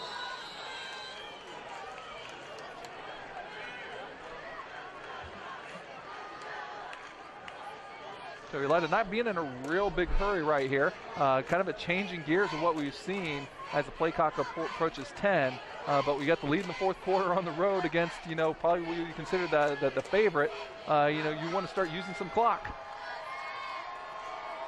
And it will be Harmon to the right side looking for the corner. A flag comes down in the backfield as Harmon is stopped at the 40-yard line. Yeah, and they're going to get Brian Upshaw with a hold right there on the edge. So that will negate what would have been a 6-yard run for Harmon. And it's definitely the right call. We're going to see it here on the outside. I think they're going to let him go, but you see him just got a whole bunch of jersey there on Landon Hall. I think if he wouldn't have tugged the second time, I think the referee was probably actually going to let him go with it, but there's just too much jersey being grabbed right there. He had to throw the flag. So that negative play is going to make it a first and close to 20 for the Bulldogs. It almost looked like he was holding on the second time just to keep from falling down. 3 receivers now for Elida, and Alexander will be out of the shotgun here. Hands it off to Harmon, who finds room up the middle across the 30 to the 31. So second down and about 15, 14 maybe. And that was a dangerous looking play. And until that touchdown, Harmon's kind of been kept under wraps, considering he's the second leading rusher in the Western Buckeye League coming in. You know, he hasn't hurt them a whole lot until again that last touchdown. But that time it looked like he got loose just a little bit too much for the Redskins' liking. Second down and 13. It'll be Alexander this time, going to the right side. He's hit by Keel and stopped after a gain of a couple. Again, Keel's there, but Ricker really, by having penetration and driving his man back, really disrupted the play. They'll mark it at the 34-yard line, so it'll bring up a third down and 10.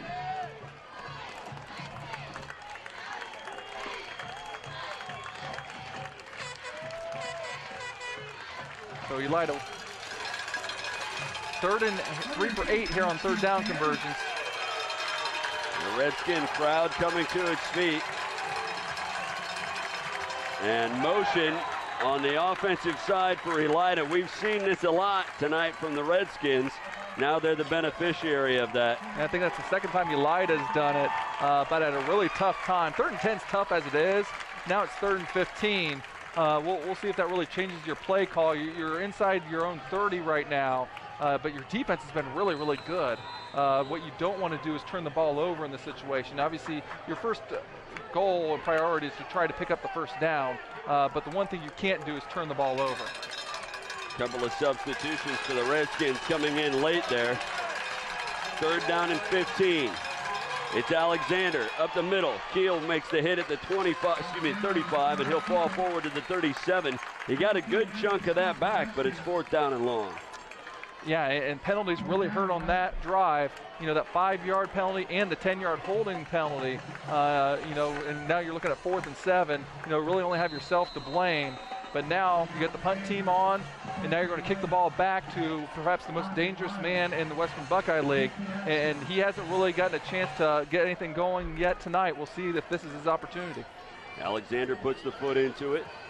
Locke will field it at the 25-yard line. Makes a move to the 30, and he's knocked off his feet at the 34-yard line. So not great field position for the Redskins, but... Oh, but if you're Coach Jason Carpenter, you got to be ecstatic and holding Cameron Locke to that type of a return right there. D'Angelo Woods with a nice tackle from behind. You know, Locke was just kind of trying to find a gap that he could explode through, and he just didn't have the time to be able to find it. So they spot the ball at the 35. Redskins, as Paul mentioned, have not put together a sustained touchdown drive tonight. Their longest drive, 10 plays, ended in a field goal.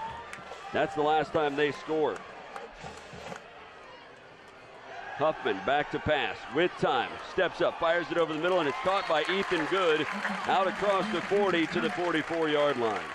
Actually, really nice pattern and pass right there. Balin Stinson was right there. If he would have continued, if Ethan Good would have continued running the pattern right there, he would have gotten his bell rung by Stinson right there. See, the pass was going right behind him. That was on purpose because Stinson was right there to be able to make the play if he would have led him properly.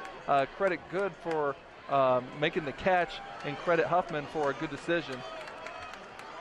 Only the 3rd completion of the game and the 2nd catch for Ethan Good.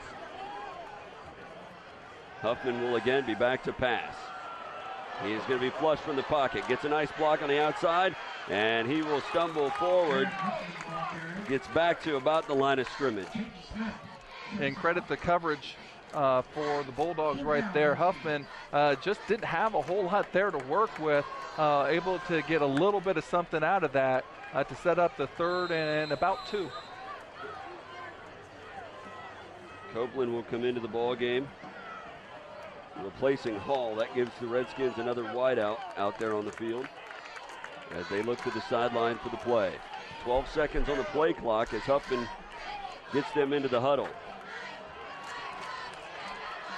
Locke will line up to his left, and a whistle and a timeout, and Wapakoneta is going to take a timeout to avoid the penalty here on 3rd down. 5:49 remaining in our game. The Redskins trying to rally, trailing here at Harmon Field. You're watching high school football on Game Face Ohio. For over 100 years, the Stolly Insurance Team has been looking out for you. We have access to major insurance companies all over the country. But together, we can customize an insurance program that will offer you the best coverage for the best premiums. Let us look out for you. Give us a call for a personalized proposal today. Proudly featuring Motorist Insurance, Stolly Insurance in Lima, Wapak, Salina, and Lakeview. Representing Motorist Insurance Group and other fine insurance companies. Stolly Insurance. Come out to Astro Lanes in the Loft Bar and Grill, where you can find great food, good drinks, fun games, and of course, bowling.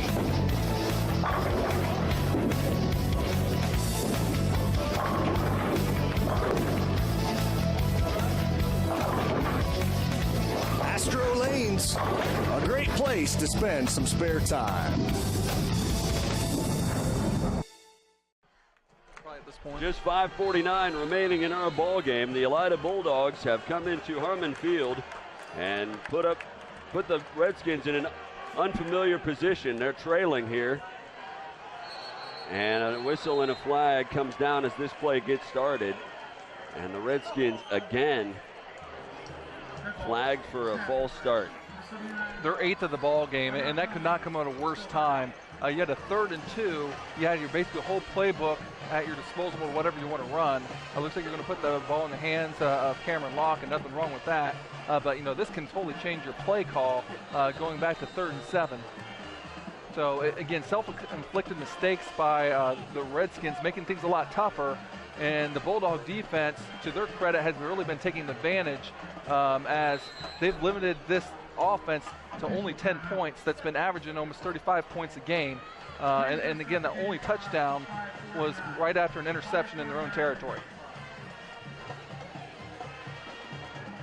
Now the officials are calling for the game clock to be reset to 5:49. That is taken care of. So now Aaron Huffman will bring the offense to the line of scrimmage, facing a 5-yard bigger deficit than he did on the last play.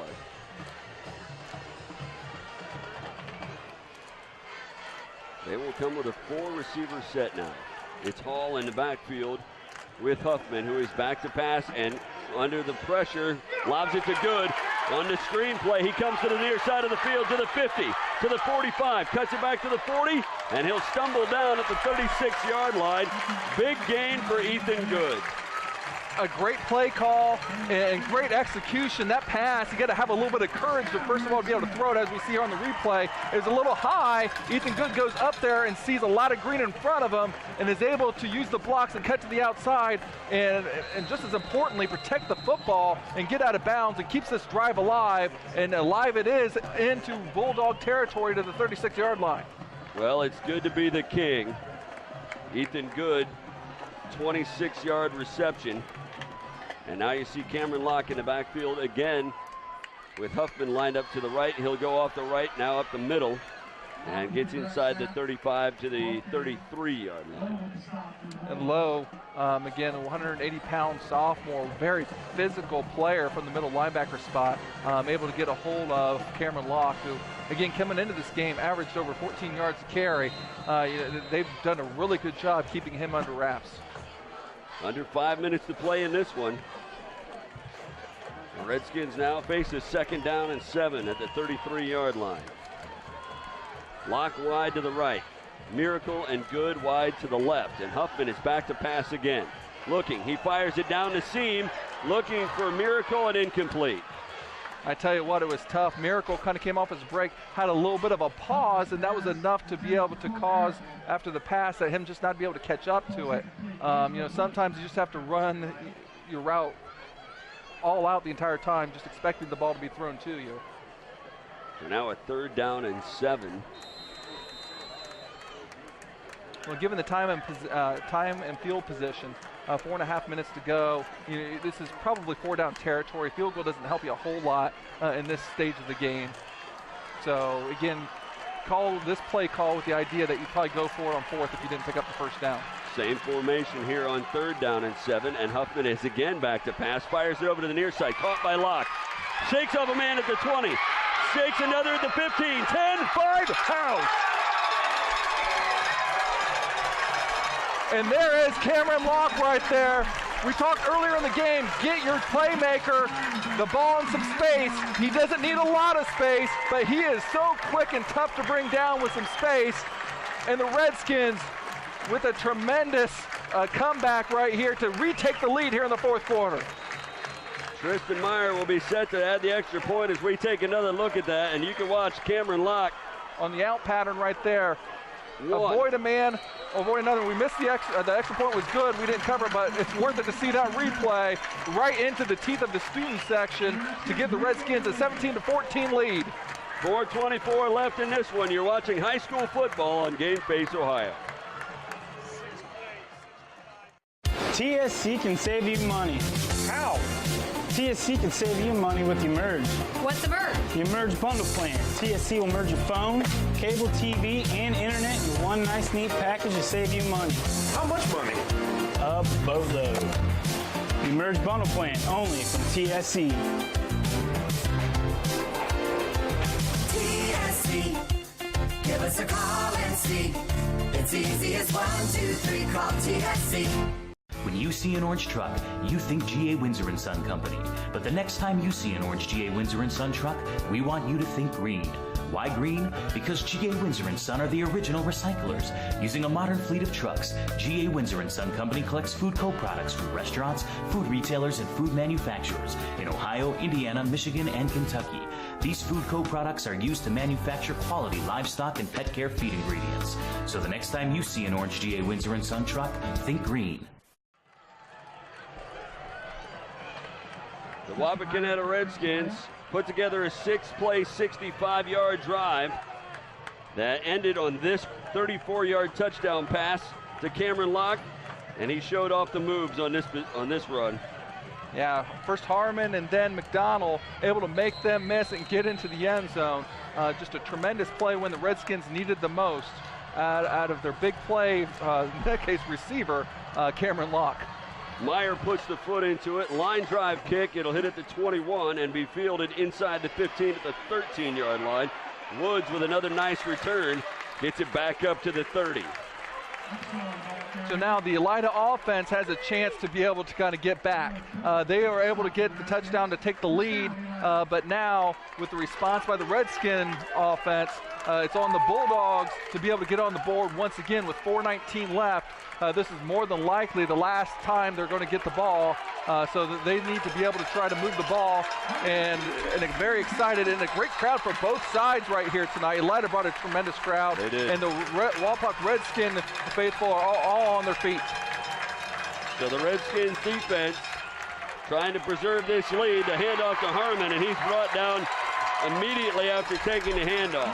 Logan Ricker into the backfield to make the negative play right there on Harmon. They'll actually spot it right back at the 30-yard line, so no gain as we hit the 4-minute mark here. 2nd down and 10 for Elida. And it's just a tremendous scene here on a Friday night in the Western Buckeye League, Dan. Crowd on their feet on the near side of the field. Alexander will roll out to the near side. He's getting some pressure. He lets it go. It'll bounce short of his intended receiver as he tried to connect with Upshaw near the 40-yard line. And the incomplete pass brings down the passing percentage from 5 to 14 for the game. And again, maybe that ends up changing your 3rd down call. You know, with nearly 4 minutes left, you can still kind of run your regular offense for the Bulldogs, who have been very successful on the ground with 267 yards running. Only 18 yards passing for the Bulldogs right now. So, you know, I don't know if you want to go away from the strength of what you do. Right. Yeah, they've been most successful moving the ball in the hands of Logan Alexander. He rolls out to the near side, fires it toward the sideline where it's caught by Upshaw. Now they wave it off. They're going to say he didn't get his feet down on the near sideline, and it brings up a 4th down. And you got to credit Cameron Locke right there in the zone defense right there coming up to knock him immediately out of bounds. I don't know if we'll get a look at that to see if that's a good call or not, but I thought he was going to be in bounds, but maybe the contact here, we'll see the replay of this. I thought he was going to be in bounds. Now he has the catch. He's in the air, and he is definitely out of bounds. Yeah, he's definitely out of bounds right there. So a tremendous call there by the referees. And we'll see. We have an equipment issue on the field, I guess. Well, what that ends up bringing up is there's 3:36 left in the game. The Bulldogs have their full complements of timeouts. So they need to be able to punt the ball away and get a 3-and-out to get the ball back to their offense. Locke and Lyles back at the 37-yard line. Await the kick from Logan Alexander. He puts the foot into it. That one will hit at the 34 and roll down to the 30-yard line. So that's where the Redskins offense will come back out onto the field. Okay, and field position in this case isn't as important as getting stops. You've got to get a 3-and-out in this position so that you give a reasonable chance to your offense to have some time on the clock.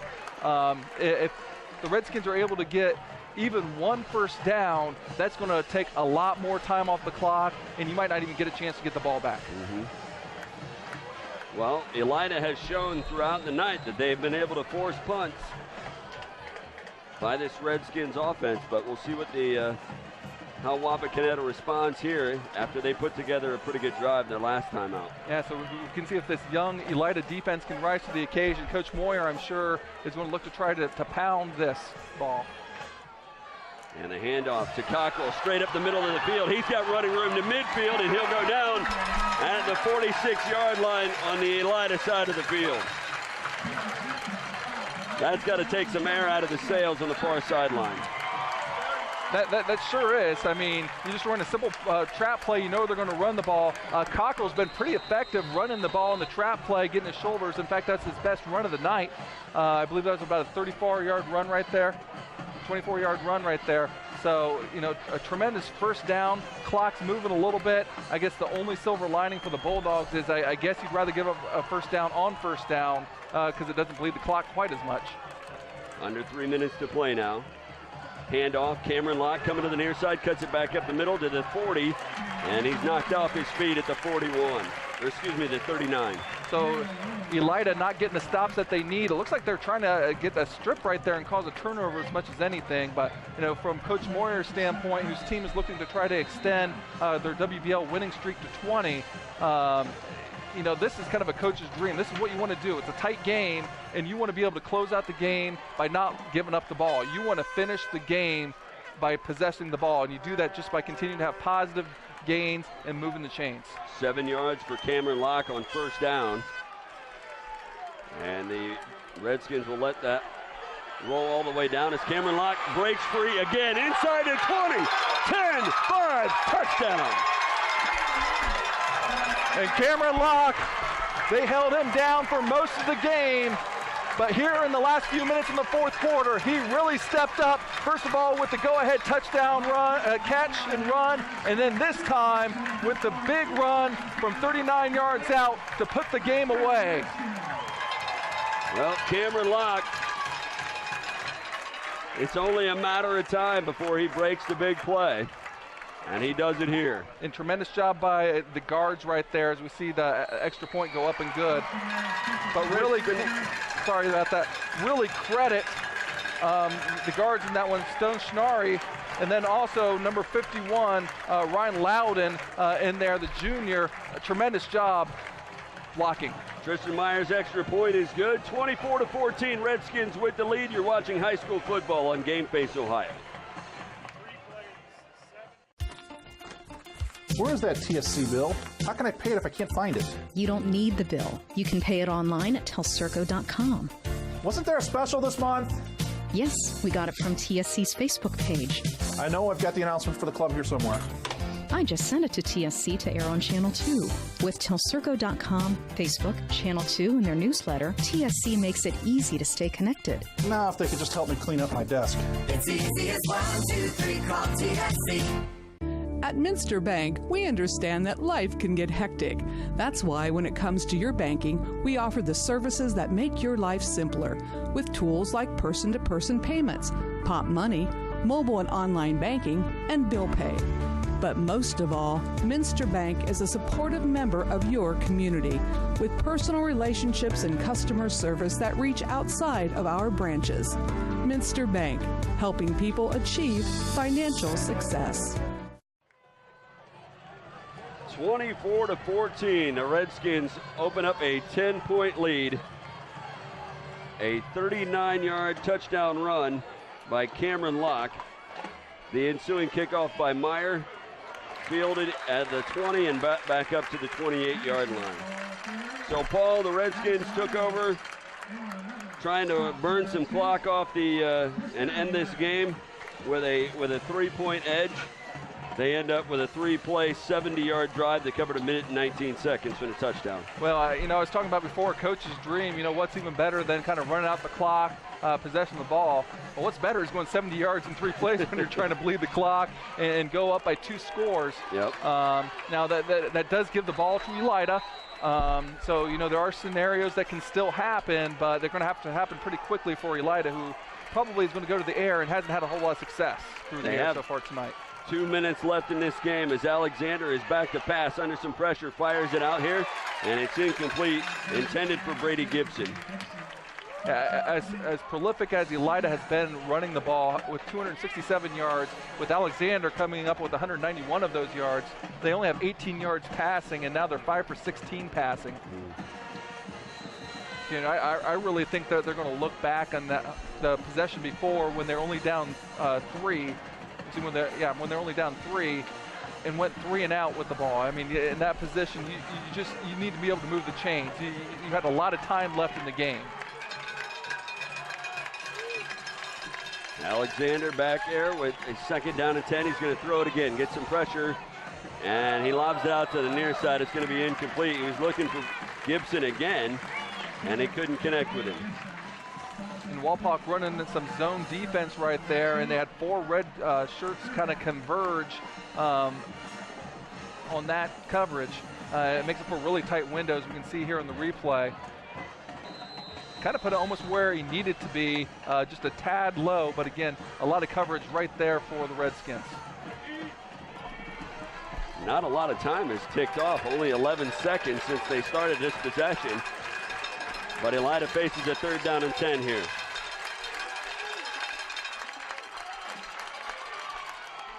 And that pass incomplete. He was trying to connect with Upshaw and off the mark.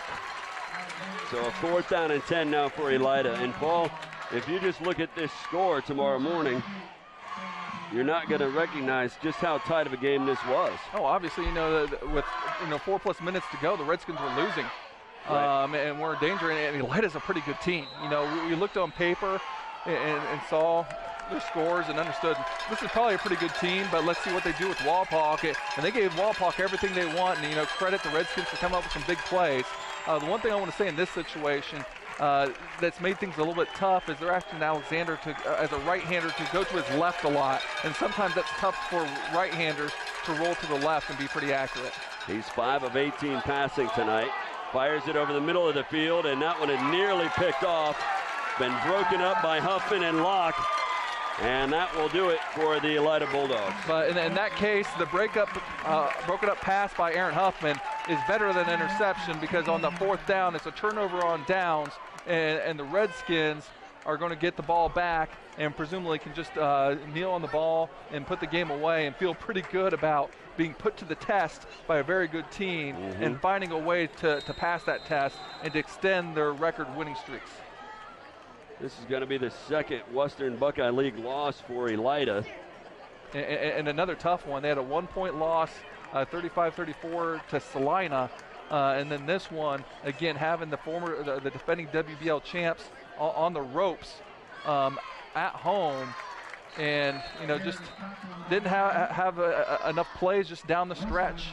And they made a lot of plays during the game. Coach Carpenter has a lot to probably feel good about from his team.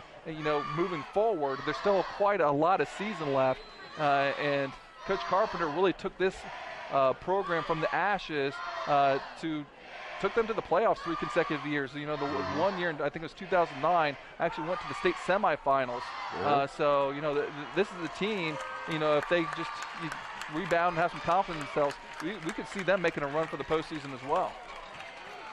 1 minute remaining. Huffman will hand it off to Cameron Locke, who goes to the 5, to the 10, to the house. Cameron Locke with his 3rd touchdown in 4 minutes. And as you mentioned, people are going to look at the final score only. They will not know the type of game that this was at all. Cameron Locke, the leading scorer in the Western Buckeye League, with 10 touchdowns coming into the night, held in check until, as you mentioned, the last 4 minutes of the game. Now with his 3rd touchdown, and the homecoming party here in Wapak is starting early. So Cameron Locke snaps off a 25-yard run. Tristan Meyer adds the extra point. And with just 48 seconds remaining in this game, the Redskins lead 31-14. You're watching high school football on Game Face Ohio. Hello? Call dropped? Hello? No more minutes? Lost your phone? Don't worry, telephone service from TSC is always crystal clear. Never runs out of minutes, never has a dead battery, and most importantly, in an emergency, it displays your address for 911. Plus, TSC keeps you connected with free calling in our expanded calling area. Ask about telephone service from TSC today. It's easy as 1, 2, 3, call TSC. We are state of the art. We are professional. Thank you. You're welcome. Have a great day. We are service you can trust. We are here for you. With custom fabrication, a variety of roofing options, and exceptional roofing knowledge and expertise, Frost Roofing is committed to providing top-notch quality service on every project. To learn more, visit us online at frost-roofing.com and follow us on social media. Last week against Kenton, Cameron Locke snapped off 3 touchdown runs in the first quarter. This week against Elida, he waited until the last 4 minutes of the game, but he does the same. And he sure does, in dramatic fashion with this game. Again, a little bit of shame the way the final score is going to end up, not indicative with how much of a dogfight that this was. However, just a tremendous night of football being displayed by both teams. Myers kick.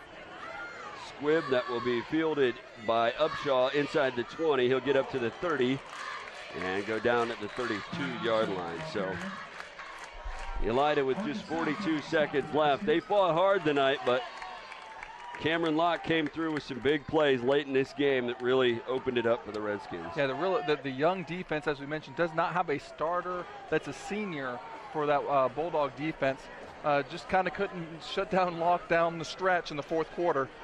But that's going to send the Wapak faithful, as we can see right there, home happy. And they were on their feet and excited and saw a tremendous football game. And, the Western Buckeye League is going to be represented by some really good teams. And the Redskins obviously being one of them, as they're going to continue their WBL winning streak. This is going to be their 20th consecutive Western Buckeye League win, their 22nd overall regular season win. And Coach Moyer, going back to his Bucyrus Winford days, this will be his 72nd consecutive regular season victory. It's an impressive streak. We will see these same Bulldogs next week in our feature game over in St. Mary's as they take on the Rough Riders.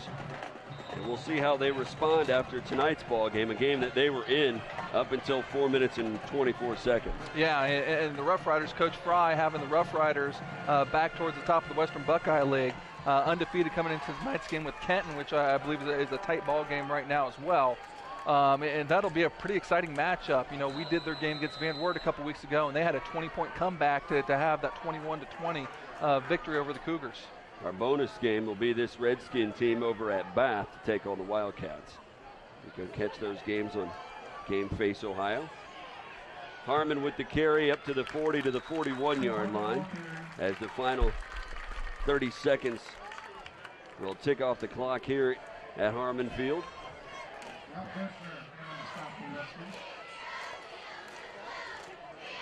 And for Elida, they will fall to 2-2.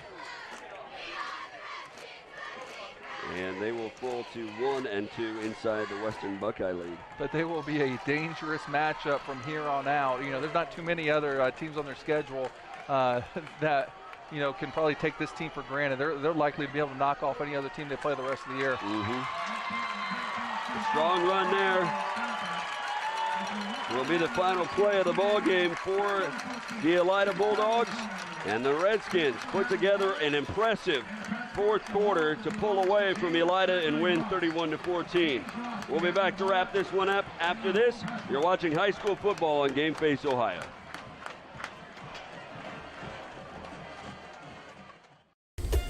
TV everywhere. TV everywhere? That's right, everywhere. You can watch TV from your tablet, your phone, your laptop, any mobile device, anywhere you want.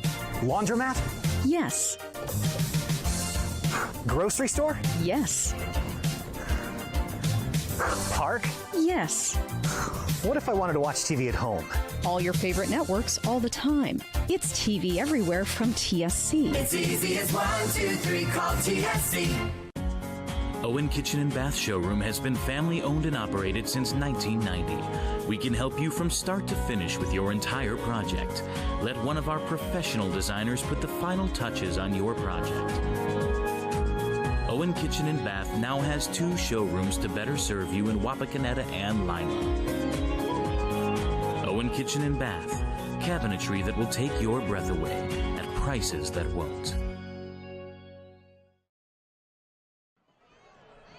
A happy ending for the home fans here at Harmon Field tonight as the Wapakoneta Redskins rally on homecoming for a 31-14 win over the Elida Bulldogs. It was a nip-and-tuck game because at halftime the Redskins led just 10-7, but through most of the third quarter it was defense.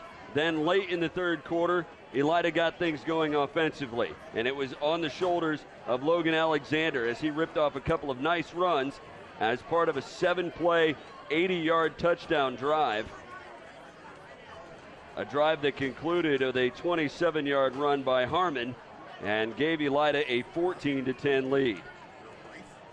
That drive took just less than 3 minutes off the clock.